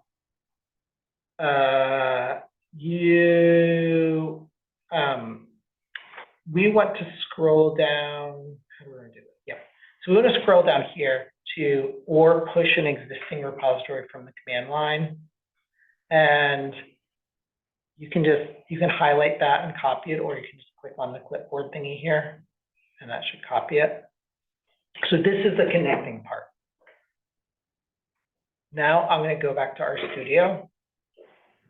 I can just close, click on OK or whatever. And here we actually do have to use the terminal because we're doing this the hard way. I have a terminal open, but just in case you don't, you can go to Tools, Terminal, and New Terminal. And down here, it's going to give you a terminal. It should say Planets, because that's the project that we're in. And then you should be able to paste what you just copied. And again, on a Mac, that should be Command V. On a PC, it should be Control V. And you see it's like 3 lines. I'm going to hit enter. So it's asking me for my passphrase. That's the passphrase for the SSH key. I'm entering it. And when you type the passphrase, you'll see here that nothing showed up. It's not going to show you what you typed, keeping it hidden. But it should say, it's probably not important. So you should get something that says something like this. The last part should say, new branch main pointing to main, branch main set to track remote branch main from origin. And if that worked, now you should be able to go back to GitHub, and it's not going to show any difference because it doesn't automatically refresh. But if you reload that page, now you can see all those files that we added to the Git repository. You can click on the mars.txt and you can see the current version. We can actually do all the stuff that we did on RStudio where we can look back at previous versions and look at the commit messages and stuff like that, but I'm not going to show you that right now because I'm 2 minutes over. Questions? Did anyone not get here where stuff is actually being cloned on? You didn't? Only because I just wasn't doing it. Oh, you should have yelled I at me. remember my password. I'm going to take like 1 minute and then I'm going to shut up. Is that showing? Is it showing on Zoom? Is it showing anywhere here? Hey Jim, if you're there, can you make the document camera show up on Zoom? Okay, so here's my artwork. So this part here where we take a document and we put it in the filing cabinet, this is like a staging. This pen, I left it on cap, that's why it's not working. The pen that definitely works is thick. Okay, so this is staging. Putting in the file cabinet is committing. We didn't do this, but going back to the file cabinet and putting it back on our desk. It's called a pull. Taking it and, oh, sorry, that's not right. Never mind. This is actually a restore. I think that's what it's called now. This, sending the file cabinet off to the warehouse, that's called a push. We did that in that last step where we copied the version from the repository where we connected the repositories that are on DCC and on GitHub. And then this part where we actually request back a version of the repository from the warehouse is called a pull. We haven't done that, but it's actually, when you do it the first time, it's called a clone, which is what we did last time when we cloned the repository. Actually, it's probably more like this, because it's someone new taking it, that would be a clone. So that's Git. It is a learning curve.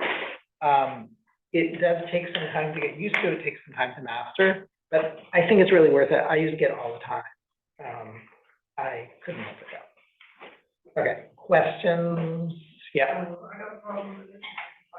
Okay. I mean, I'm happy to stick around. I just don't want to keep people because we're over. Oh, yeah, sir. I don't know. It's a good question. I don't know if I feel like maybe there's supposed to be a survey every time. I don't know. You're like the responsible party here. I'm just like hired help. I'm the entertainment.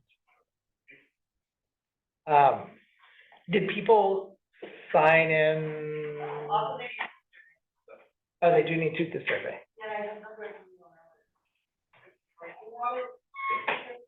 I don't have it on. Is it the same one? Are they supposed to do it again? Okay, we might want you to do the survey. Well, if you stick around, we'll tell you where to find it, but if not, we'll be sure to send out an email. Okay. People having problems who want help. I mean, I can try and help you. I just get related. Because I mean, I can try and help you. I don't know. I probably can't. So in terms of, Yep. what I'm gonna do, Yeah. Okay, let's scroll down. So it's asking, well, it took a minute to even give this. so it, oh, I know what the problem is, sorry. Go to, yeah, that's my fault. Okay. We gotta do, so the problem is that there's actually two ways to connect the Git repository. We can do it by expectation, we can do it by and mine default to expectation, that's what I would do. Well, and I forgot to tell you that you should, so go back to GitHub. Okay, so here's where I have to go. So here. That's the problem. Okay. So I want to double check this. I think I know how to do it, but here, I mean, I do this all the time. It's not, git change remote. Here is the,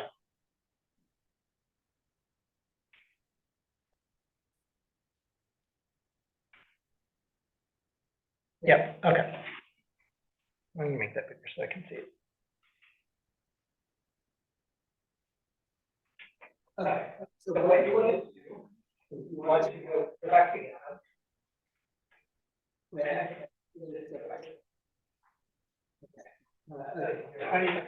go back to Git. So you want to, yeah, copy that. Okay. Now do git remote set URL, please origin, and then